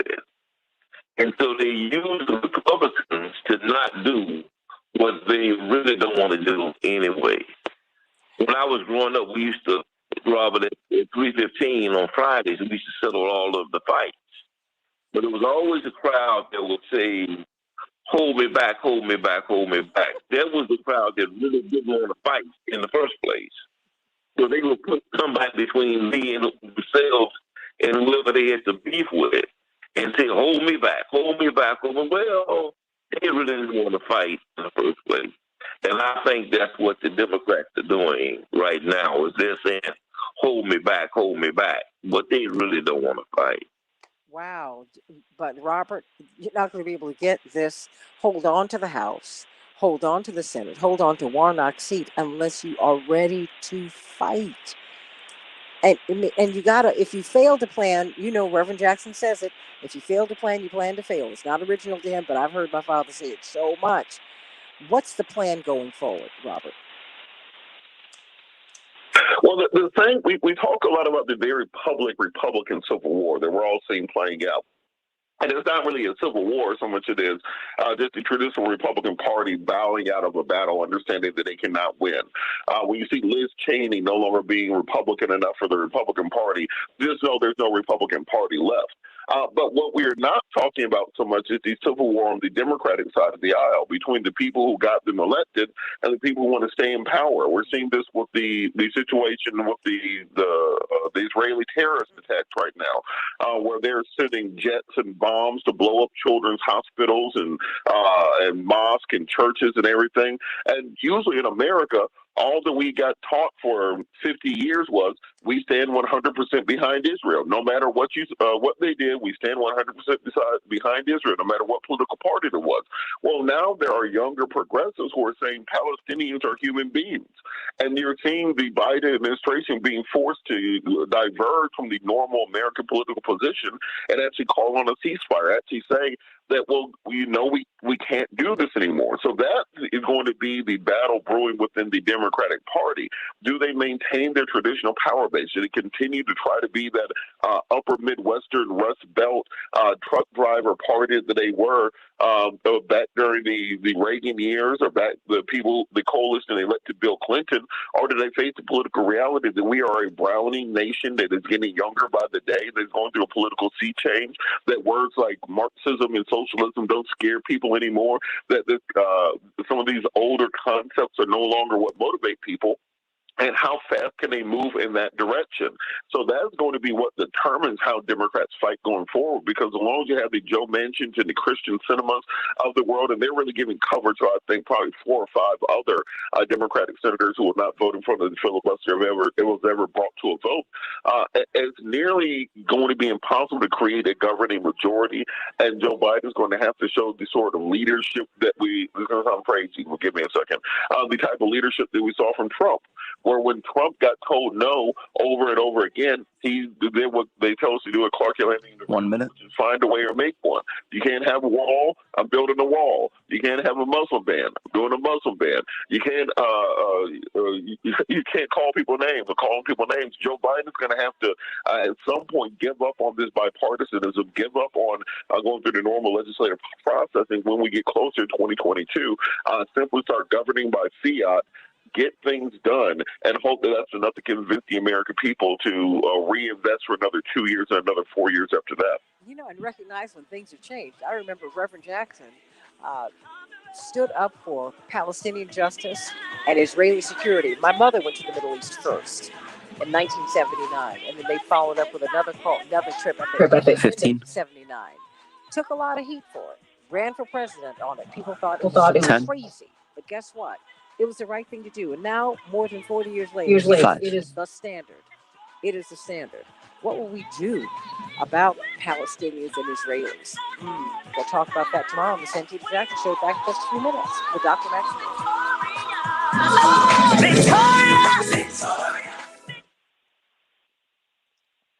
Robert Patillo. Dwight? I'm here. Okay. Yes, ma'am.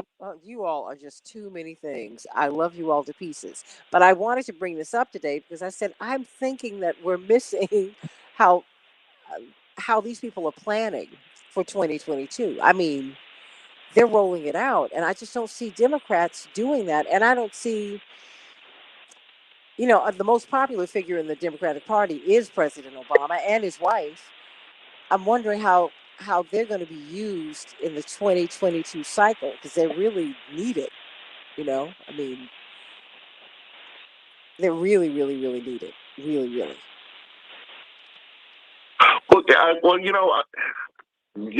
Joe and Jill are like very pleasant grandparents, but nobody is going to be buying out arenas to go to the Jill Biden Becoming tour like they did for Michelle.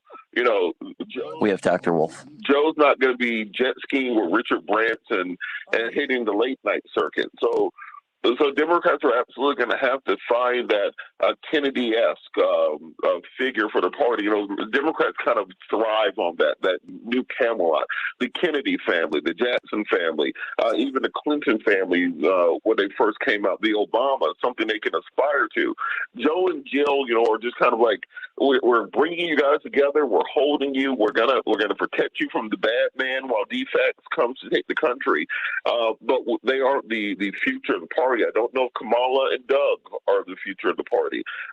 And so that's going to be an interesting conversation going forward, because we very clearly see what the future of the Republican Party is. We're not certain what the future of the Democrats are. Well, I want you all to say hello to Dr. Max Wolf, who's with us today. Dr. Wolf. Good morning. We've been Good talking morning, all. Thanks for having me. We've been talking. Oh, please, this is your segment. We've been talking about 2022, And so we're shifting to you. What are we going to be talking today? What are we going to be talking about today, Dr. Wolf? I think we're going to be talking about the sort of revelations of the economy that came about in part because of what kind of came into the light around COVID and where we think some of those trends are going forward and how we might imagine those would have important impacts, including, but not limited to, probably some effects on those 2022 races and the future of the various parties and various political careers as well. It is about the money, and we're reopening the economy, everybody, not the society, the economy. I think reopening the society is going to be a little bit tougher. It's going to be a little harder to do, So stay tuned. Dwight and Robert, you're free to stay. That is what Dr. Wolf and I will be talking about today. 1 minute. I'll be listening. All righty.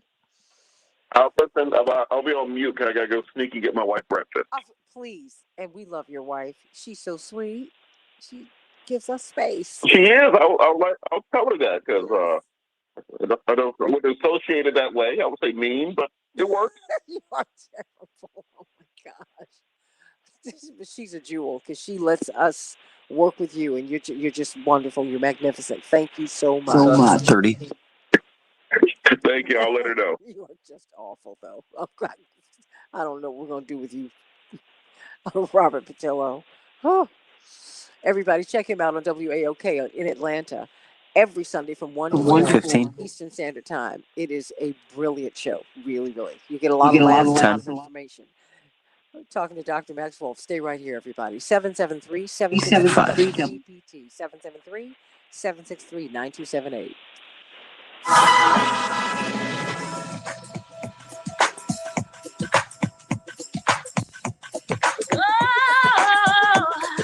This is the Santita Jackson Show. Determined, unstoppable, achieving the impossible. We're standing tall with our heads held high. We are victorious. All right, everybody. You know what time it is. It's time to talk with Dr. Maxwell, brilliant economist. You've seen him on MSNBC, CNBC, BBC, all over the world. And we're so honored to have him with us every Thursday at this time. We've been trying to figure out, as we're fighting about the masks now, now we're struggling within our homes, we're struggling within our communities, but we're also now in a fight about whether to mask or not to mask. It's really tough. It's easier to collapse something than it is to reopen it and rebuild, right? It's easier to build, but when you take something apart, when you knock it down, it's hard. And that's what happened with the society when we closed it down last year. It was now trying to get back out here is really, really tough.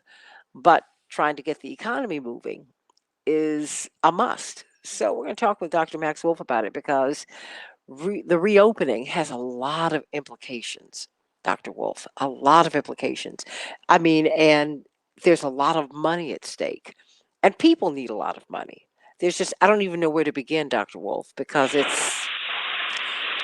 Well, I think we need to reckon with the fact that we didn't close the economy and open the economy. Our hand was forced by a terrible pandemic and systematic and complete failure and mismanagement of that for a long time. Not everywhere, but here at the federal level, the federal government we had killed hundreds of thousands of us because they only cared to lie to us and to pretend to be strong, right? And many times in life, you face the challenge, should I appear strong or should I be strong?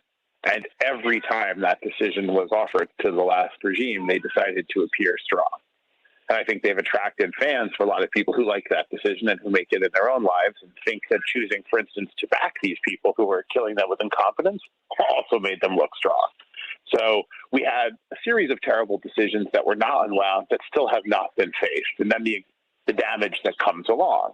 And I think we've had a debate that was largely, in my opinion, surreal and miscouched, right? Which was, should we keep the economy open or should we close it, right? As though this was a decision taken in a vacuum. But the idea was, should we preserve the long-term health and lives of our citizens as a priority or not? Okay, and if we decide that the health and livelihood and lives of these people, whether they're emergency workers or first responders or workers on the front lines of providing services of any type during the pandemic, are their lives as important to us as the economy in some ways? And can we keep the economy without killing the people? And this is always the point where I feel embarrassed to remind you that the talented individuals who go to work every day are the economy. But they're not two separate things, right? The guy delivering your groceries and the economy, the woman who takes your temperature and helps you out when you show up in the emergency room in the economy, the firefighter who shows up when the house is on fire, the teacher, the mailman, and the economy, those are not two separate things. That actually is the economy, the sum total of all those things, right? And we did a lot of damage. We did a lot of trauma, and we still haven't figured it out. We still haven't figured out how to open because we didn't exactly figure out if we should close. We didn't have harmony on it. And for a lot of reasons, and there's plenty of blame to go around for all kinds of parties and all kinds of viewpoints, we got really kind of tied up in debates about whether or not, this or that particular mask policy was good, whether this or that particular vaccine was a good idea. And we sort of forgot that the thing that we're least good at in America that we have to master to have a good future presented itself here pretty starkly, which is we can kind of get through this together or we can fall apart alone. And a lot of people were left to fall apart alone, and the economy is a substantial casualty of that, I think. All fixable, right? And we're starting to come through, and things have started to get better, and the vaccine rates are up, and the sickness rates and positive test rates are down impressively, even by international standards of late. So I think there is hope, but I think we have a lot to recover from, personally, socially, politically, economically. But we have a lot to recover from, but we have a lot that was in dire need of fixing before this happened, right? So it's like we need to repair, restore, but we need to also go another way, wouldn't you say? I mean, before this happened, you couldn't go to the emergency room.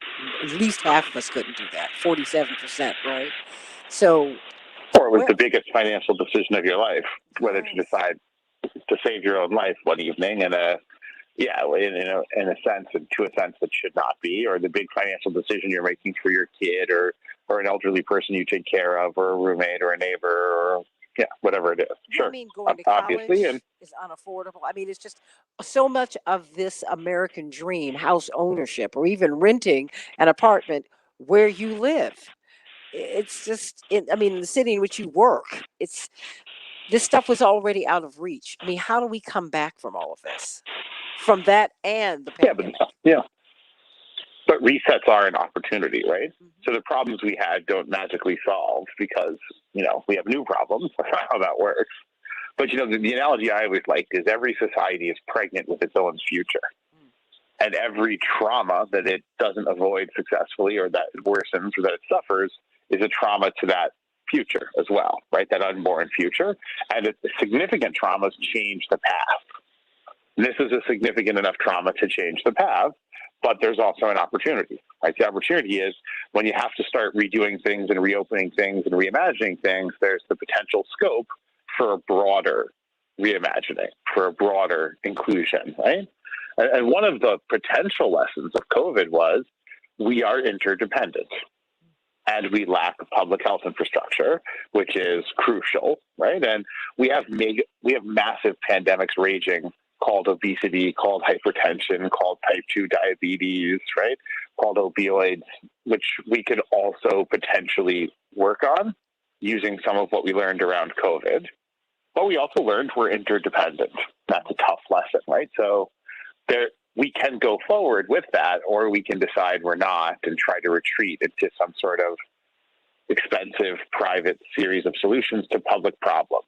And the problem with that is it doesn't really work, and it's certainly an option left only to the more affluent few. So it will exacerbate the inequalities, which, were one of the uglier sides, I think, of what became kind of very plain in the downturn, right? Which is that some people were risking their lives to deliver other people orange juice. Yeah. So where do we go from here? I mean, where are we? Well, can I say where are we exactly? Because I don't quite know where we are. How do we get from where we are now to where we need to be? Or is that even the right question? I mean, to me, it'd say, how do we move toward where we want to be and who we want to be? Right? It's a little bit more manageable, and otherwise the journey of 1,000 miles has to start with the day one walk. Right? So I think, how do we move toward who we want to be as a society? I think it's an interesting one, and we won't all agree for sure. And you have to be tolerant and offer scope for disagreement, and people who don't share your opinions will have valuable things to say and have to be open and inclusive of that conversation. But how do we move toward a place where maybe there's a little bit more of an equality of opportunity, and where there's more public health infrastructure? Kind of know we need that, something fierce. And how do we begin to figure out what the future of work looks like? Because the $64,000 question for the economy is the same one for most households, which is, what's the future of my job? Or what job can I get if I'm one of the 10 million people who was working on in March of 2020 who hasn't much been working since? Right. So what does my future look like if I'm a graduate, with lots of student debt, who graduated into the second or third catastrophic job market decline in the last 20 years? Will the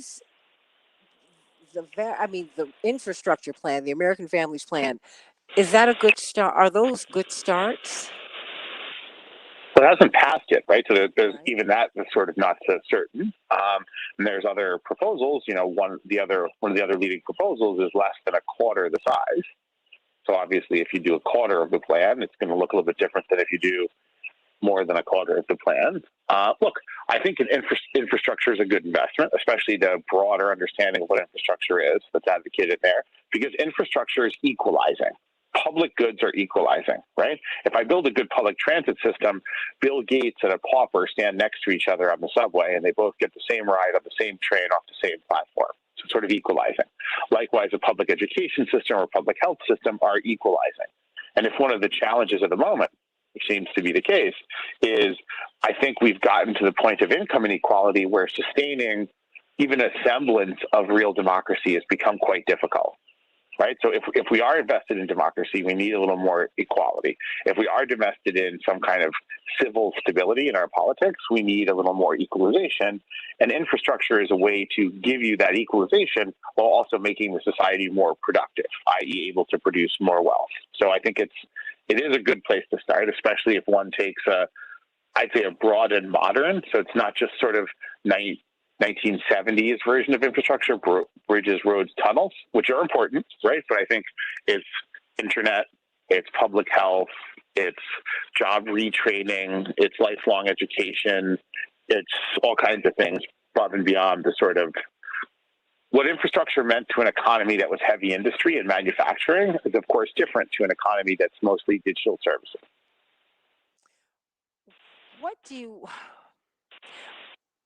I'm just trying to figure out where it is that is there anything that needs to be attacked first or dealt with first, or do we have to deal with everything at once? Because there is a disconnect. You can't deal with everything at once. Well, I mean, Look, you can't deal. President Biden says, okay, I need $1.8 trillion over here. The Republicans counter with $600 billion. I'm like, are you driving through the same country that I'm driving through? The infrastructure is shot here. This is like 67-year-old infrastructure, at least. Are you looking at $1 trillion student loan debt? Do you know that there's a developing world, a global south within the United States? Do you know that people are not eating? Do you know that farmers cannot get food to not your table, to the marketplace? They can't even get it to the corner. There's a disconnect, Max, between what they see and how people are living. Yeah. I think the better kind of... Oh, okay. We need a good spot. Max? Okay, we just lost you. Okay, I got you now. Okay. Nope. We lost you again. Oh. We're talking to Dr. Max Wolf, and we're getting him back in the right spot. You know where we are today. It's live radio, everybody.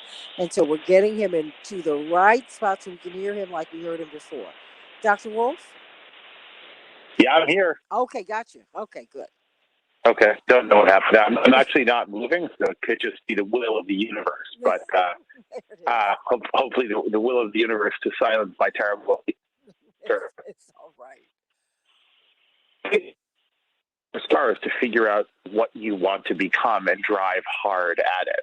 So if we want to bring a large segment of our people into an inclusive future, we have to invest in their ability to be healthy, to survive this crisis, both in the short-term financial and health sense, and to not be so totally without services and coordination as we were for at least the first 9 months of this pandemic, which means you need a health infrastructure investment, a lot of probably new community health initiatives, and you also need a big jobs and retraining program, because what you're describing, I agree with you, is a dilapidated 19th century infrastructure.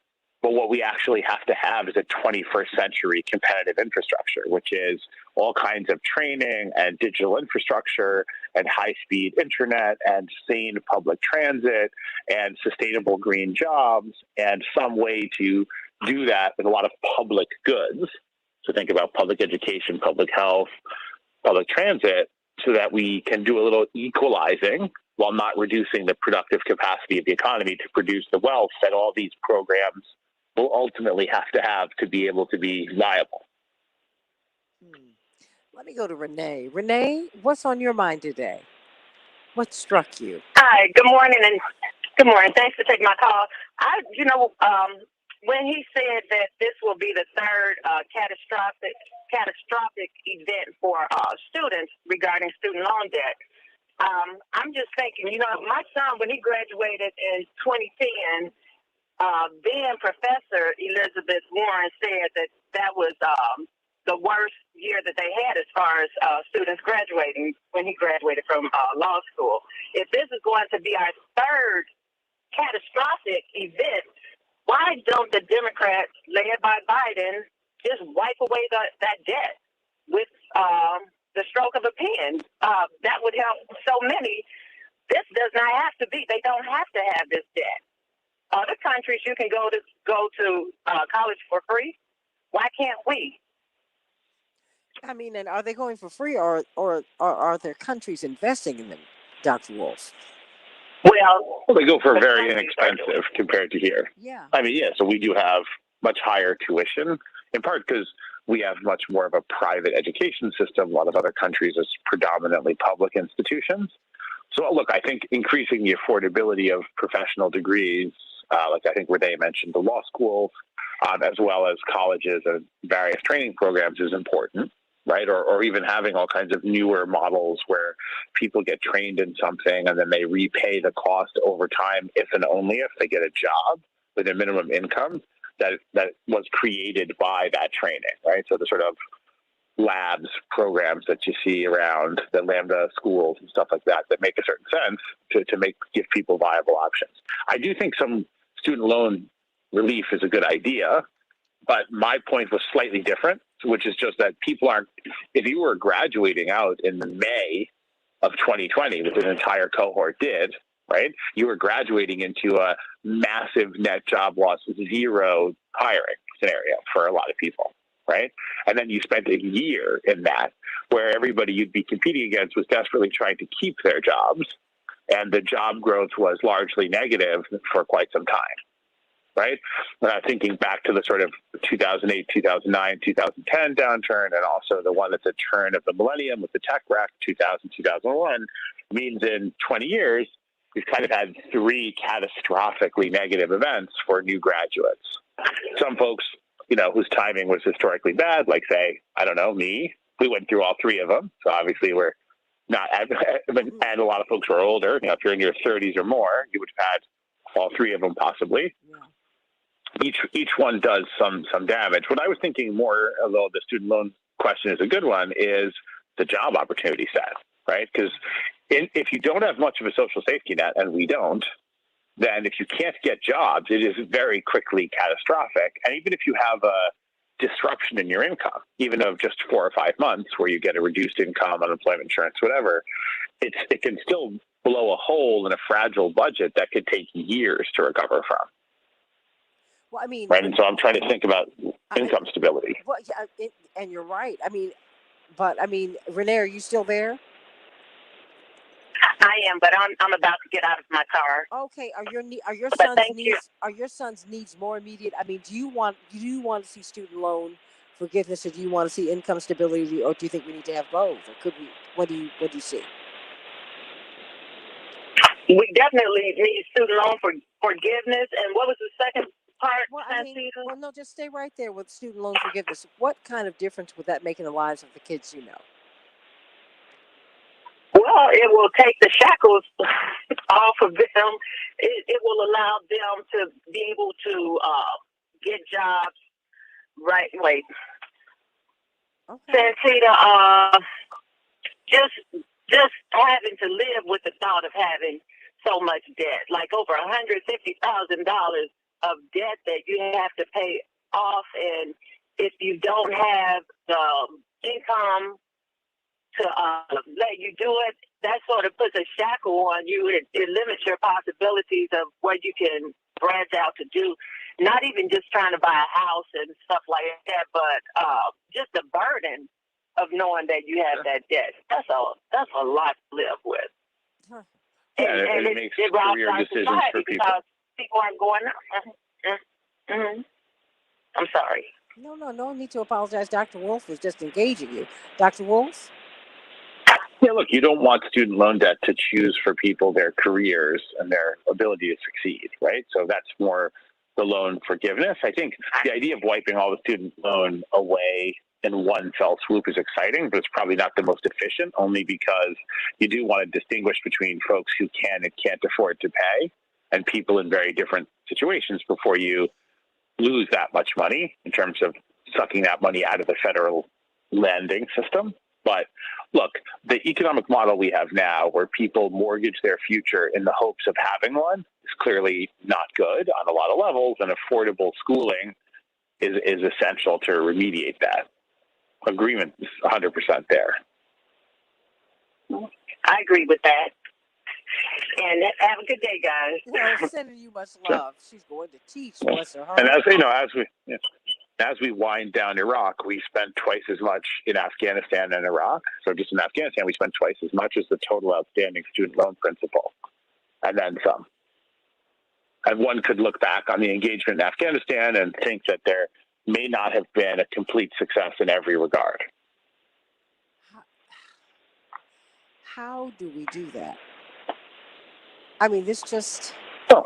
It costs a lot to have troops engaged in a foreign land for 20 years, right? So international projection of military force is expensive, especially if it's a protracted, and at least not everyone in the place where you're stationed is super appreciative to have you there. I've got about 3 minutes left here. What should be our takeaway today? Because so much is coming at us, and people are still debating whether people are going to get more relief. I mean, I think there's some people, the $1,400 folks got, some people got, that was already spent, Max. I mean, for a lot of folks, I think it was probably spent before it arrived. That was kind of yeah. I mean, it's people need some real relief, like right now. And people are not going back to work because they're like, I'm not going back for pennies. What I was making before, not what you were giving me. What I was making before, I couldn't make it on that. Yeah, and a lot of people are also going back, right? So I think it's also important to be careful with some of these debates. There are some people who aren't going back. There are some people who are having trouble hiring, but there's also a ton of people going back. And the general wisdom is if you believe in a market and you offer a wage insufficient to induce people to apply, it may be not that they're defective. It might be the wage and compensation package that you offer, right? I mean, this is otherwise the sort of bad sitcom guy who asks every girl on a date, they say no, and he decides that they don't, they're lesbians, right? There are other possible explanations. right? So I think you want to be careful of that social analysis, which we sometimes slip into, right? Yes, you're right. You're right. This might not be her. It might be you. So Yeah. Also, if you ask them all and they all say no, it strongly suggests that the data is mitigating in the direction of you. However, because you also see that our slightly better employers in terms of the general appraisal of their employees, right? So even the retail employers who pay a little better and tend to get much higher marks from their employees, places like Costco, are not reporting difficulties, by the way. So the places where people are getting, a route to decent benefits and $15 or more an hour, they don't actually seem to be having this problem, which also strongly suggests that, if people think they might be taking their life in their hands, returning to work from this trauma, they'll more likely select the places that they feel will kind of compensate them for the risk a little better or help to make them whole, because people are trying to dig out from what COVID did to us. So that's the other thing I'd say. Economically, we have to have that discussion about what happened, what damage was done, and how to fix it. It's hard to proceed without the stock take, right? You don't start rebuilding your house in the still smoldering ruins of the old one without assessing what the fire did. I've got one more minute. What do you want us to think about going forward in the week? I want us to reject the idea between doing what's right for the economy and doing what's right to deal with the public health crisis that is COVID, which is ongoing and will be for a couple of years. And I want us to decide that we are the economy. It isn't something else that we can't understand for someone else to work on. We are the economy, and every decision we make about what to tax and how much and what to spend on and how much is us stating priorities about the economic future. Plain and simple. Right? Every dollar that goes to one thing doesn't go to 10 other things, right? Which is okay, but it just has to be understood. And every dollar that we tax out is a dollar that can't be spent on anything else. So you have to sort of figure out what the basics are. And if you don't kind of put the house back in order after the kind of damage that we just saw done, then you will be out of order for a long time, and it'll be a very expensive shortcut. Everybody, Dr. Max Wolf, you can find him here every Thursday at 7:30 Central Standard Time, 8:30 Eastern Standard Time. And out there for you on the left coast, my girls, 10. Bab, Ann, Carol, and Michael Ann, that's 5:30, 6:30. Sending you much love, everybody. Can't wait to meet you tomorrow on the Santita Jackson Show. God bless.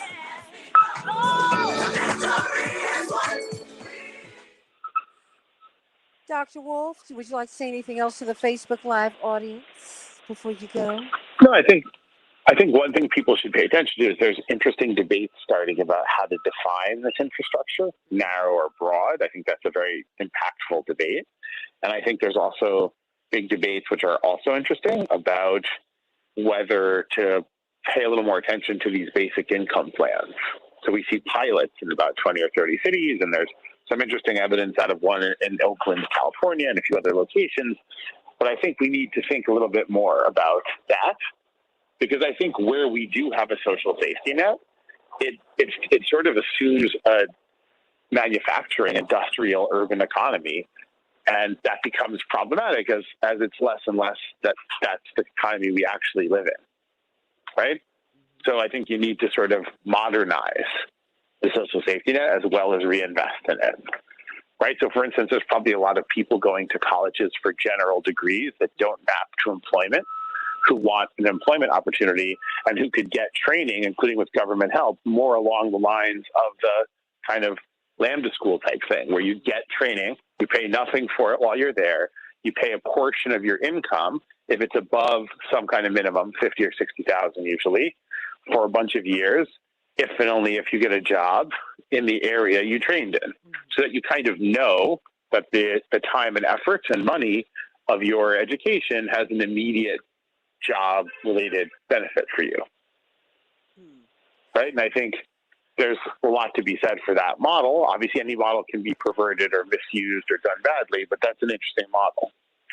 Well, I think we're also going to have to rethink, get out of, 19th, even 20th century thinking and move forward about how to be educated, right? because I think other people are far ahead of us in that regard, and valuing the trades again, which I don't think that we're paying a lot of attention to, Dr. Wolf. You know, the tradesmen and tradeswomen, the plumbers, the contractors. I mean, there are a lot of different things that people can do. The caregivers, right? I mean, people who have the daycare centers, people who take care of our children, people who prepare our food. I think we've got to rethink, not just reimagine, but rethink, as you're saying, who we want to be and how we value all the work that we do, because we are the economy. We make this thing work. And also we have to realize that if a lot of remote workers, cities and states are going to be competing for these workers to get their tax dollars, and they're going to have greater leverage to move around. And there's going to be issues with some of these more old-fashioned ideas of just taxing the crap out of high-income earners to pay for various programs, because it's easier than ever for those people to move. Wow. So I think the sort of 20, 30, 40-year-old solution to the future problem is often bad match, right? Because if I can be in the urban core I want to be in 100 days of the year and live someplace else that's nice, and you know, I'm a high income earner and that nets me back $70,000, I'm going to do it. And that's the whole program that somebody thought they were going to pay for off taxing me up in smoke. Are you seeing right? that Because in New York? the cities, I mean, there's some for sure. I know California has these relationship issue with Nevada in a way that like New York has with Florida. So we are seeing some of it here, right? And then the other thing is all those infrastructure investments we didn't make, and this sort of sudden collapse of part of the economies of the urban core, which are tourist and office workers, that central business district economy, that gets hollowed out. As it gets hollowed out and it gets full with desperate people and the sort of untreated substance abuse victims here in the country, it becomes that much harder for it to lure people back, right? If people don't necessarily want to go to a central business district that's full of people who have recently expelled bodily fluids into their sleeping bag and are having an engaged conversation with someone who's not there, right? That's not going to, per se, attract an enormous amount of creative digital employees. No. no, right? It's not. Or for that matter, much of anyone else, right? And so if you want to tax those higher income earners in order to provide services, which makes a certain sense, you can't forget that you can't tax them if they leave. There has to be something for them to do there and be respected there and have something for them there, right? Other than just pay a lot of taxes because somebody else wants the tax revenue. That's... Right? You do have to kind of, And then the last thing, which is no one's talking about, is we have to figure out what's going to happen in the housing market. Because you have a lot of people who maybe owe a lot of back rent that they almost certainly can't pay. And you have a lot of landlords struggling for that reason as well. And you got to figure this out, because you can't just sort of say like, well, you know, COVID's over, and then potentially dispossess 10 or 15 million individuals out of their homes. I mean, and thank you for talking about the renters and the landlords, because, you know, you get, I mean, people they're trying to grow, and you buy properties and you're hoping that they can be income producing properties and make you money. No one's talked about the landlords. Yeah, we had a caller, your caller, who pointed it out to us. But certainly, look, lots of landlords are also small individuals where maintaining and collecting on those properties is their income or most of their income, right? So they're not all kind of land barons and publicly traded real estate investment trusts. Yeah, there's plenty of sort of more middle-class folks in that business. And then the other feature is, like, how do you work this out, right? It's not an unsolvable conundrum, I'm sure, but it's not so self-evident and so transparent how that gets worked out. I think the same is true with employees, right? So we sort of shielded employers from legal reprehensibility for whatever they did to their employees during COVID. And I think there's going to be a bit of a fallout there. How so? Right? Because plenty of employers decided, if I'm not legally responsible for the safety and PPE of my employees, I'm just not going to do anything for them.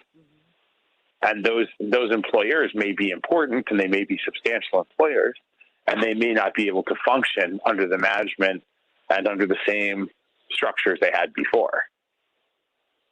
right? You might have a bit of an issue there, right? And then I know this is a weird issue to bring up, but I think if you look at what we're spending on healthcare, even before COVID, it was ruinous. And there's an opportunity there to stop poisoning ourselves with all the food we eat and then spending money we don't have to suffer with medical cures for it. And if you look at things like an opioid epidemic or an obesity epidemic or a diabetes epidemic or hypertension and heart disease epidemic, it is time that we stopped spending as much as we do being sick, because we're now spending $3.5 to $4 trillion a year being sick. Being sick, right? And a lot of it is somewhat. I mean, obviously, this isn't some Shangri-La where we're going to only meditate, eat, vegan yoga, and live to be 400 story. But we don't have to poison ourselves. No, we don't. Right? Yeah, and I think we can really make some. Really, I think make demands, really have requirements that differ. I mean, you can get a Happy Meal. We need to be able to bundle fruit and vegetables too, right? At the grocery store. We've got to get these farmers who were having to throw away produce at the beginning of this pandemic because our supply chain is broken. It's not strong at all. We're starting to get a digital divide too, where you have affluent people eating a completely different diet for optimal health, with low and middle income people eating other stuff with catastrophic health impacts. Well, we go to different grocery stores, for heaven's sake. Think about that. I mean, Yeah, and we don't buy the same stuff in the stores, probably, in all cases. And look, some variety is good. It's great that there's lots of different cuisines and people have their own ethnic and cultural preferences, and not trying to homogenate that, right? The point is, it's probably best if whatever you're eating won't kill you immediately, right? Like, that's probably reasonable. Okay. And we know there's some pretty substantive issues with some of the factory farming practices and some of the additives and some of the foods and some of the overconsumption of some of the sweeteners. Right? Again, not to go crazy with this. You don't need to go crazy with this, but like a huge benefit from some of the stuff. And then also just basic preventative medicine, which I think with computational biology and remote monitoring can be done pretty cheaply. You can keep an eye on someone's health from a preventative basis with a smartwatch, a wristband, and a couple of apps in a way that you really couldn't before. That's true. Well, I think, we've got to rethink everything. Because one thing I will say, Reverend Tisha Williams will be on with us in the morning for an inspirational moment. She said, COVID is a snitch, Dr. Wolf. And it revealed everything that was hidden. And it revealed how fragile our health, collectively and individually. We're not a healthful people. And that's not going to work, Dr. Wolf. It's not going to work. But we're not alone, right? So I want to always see the learning curve. I guess I'm the educator at heart, right? So we got into a crisis really bad because we watched a crisis in Wuhan, China. We said, who cares? That's far away. I'm not in China. Right now, we're watching a horrific crisis in India, having gone through the last year where we learned to the tune of hundreds and hundreds, probably pushing 900,000 total deaths when the tallies are all done on this. 900,000 deaths, total social paralysis for months. But now we're watching India collapse and being like, well, who cares? I got my vaccine. It's far away. You're like, I think we saw this movie before. And the variant's already here in the United States. But it's a crucible. A place like Brazil or a place like India is a crucible for, mutation and the emergence of other diseases, because once you're really sick, you have a population that's that vulnerable, all kinds of stuff can happen. My point isn't that we're all doomed or that we have this again. My point is you always want to see the progress, right? I think moving toward is more important than where you end up most of the time, because you never know where you end up, but you can have some idea what direction you're traveling. Because, plans change, okay? So it's like moving toward, and as long as we're intending to go in this direction toward this set of goals, okay, because we might have to change plans. Right, so look, if you're a spiritual person, it's bigger than you. And if you're a kind of modern secular fan of complex social theory, there's too many factors for you to chart the course, right? So whether or not you see those factors as more than human or deity, right, or deity or deities, I guess, or not, it's beyond your control. What you can do is make sure your boots are good, your socks are clean, that you eat breakfast, and you march all day in a straight line, right? Whether you get to the top of the hill or not, whether you have to cross a river or not, whether it gets hot, whether it gets cold, whether it snows, like those things you can guess, you can try, but you won't know for sure. So you make the plan and you push for the progress, maybe more intently than you fixate on the destination, especially when things get anywhere near as complex or chaotic as modern life appears to be. Dr. Wolf, I thank you for helping us to rethink this, helping us to look at the fact that we are the economy. We keep acting like it's across the street somewhere, down the road, up the road a piece. We're it. Absolutely. I don't know if that's good news or bad. It might depend on where things are right now, but yeah, it's good. If you take an aggregation, right? That is, an economy is always the aggregation of decisions about buying and selling goods and services by individuals, businesses, governments, and international entities, right? That's it. That's kind of all there is. That's plenty, by the way, but it's plenty, but that's the whole shebang, as they say. Well, we're it. And we keep waiting for these answers. We keep waiting for someone to go to the White House, the state legislature, wherever, and save us. Honey, this is a constitutional republic. We're in charge here. We're the ones. And if nothing else, the last year should have taught you that there's a very good chance that no one's coming. Well, right? Or whoever's supposed to be coming is busy telling you some lunatic theory they told themselves to feel calm, or way too busy sexually harassing their staffers to help you at all. Whatever they're doing. Rowan Farrell, where are you when we need you? Bless your heart. I adore you, Dr. Wolf, and I thank you for making us think. Thank you for making me think. Thank you for that. Blessings to you. And thank you guys, and thanks to your audience. They always keep us. They're always the sort of ones who keep you on the straight and narrow. So hopefully, at least one thing I said was of some use to someone, and I'll call that a good day. Yeah, that was a good day. Look, Renee rarely calls in. I'm not going to say never, but it's very rare. And she wanted to speak with you about that. And I thank you for that. Okay. Because these are the questions. I can tell you the former president, Donald Trump, might be getting jobs for her kids because it looks like he's going to be in court a lot. And he will probably need attorneys, a lot of attorneys. He doesn't pay his attorneys, but you do apparently get free mascara. So there are some benefits. He doesn't pay his attorneys, Max. Well, at least not Mr. Giuliani, apparently. But I'm sure some of the others. Yes, his last two attorneys have not seemed to be super enamored with him as a client on their way out. But I guess those relationships didn't end that well. And I obviously have no idea whose fault that was. So. Oh, man. Yeah, I don't know. No, there's a lot going on. There's a lot going on. Oh, my gosh. Yeah, so, I mean, we have our Attorney General on the state level, right? Mm-hmm.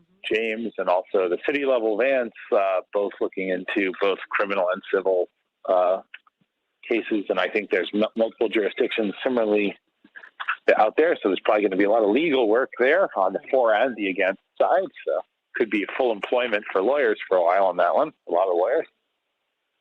And so for each of these investigations, he's got a lawyer up, right? I mean, I'm sure he'll use the same lawyer for multiple investigations. There might be relationships between them, but I mean, it's going to be a lot of billable hours. Oh, yeah. For the states as well and cities.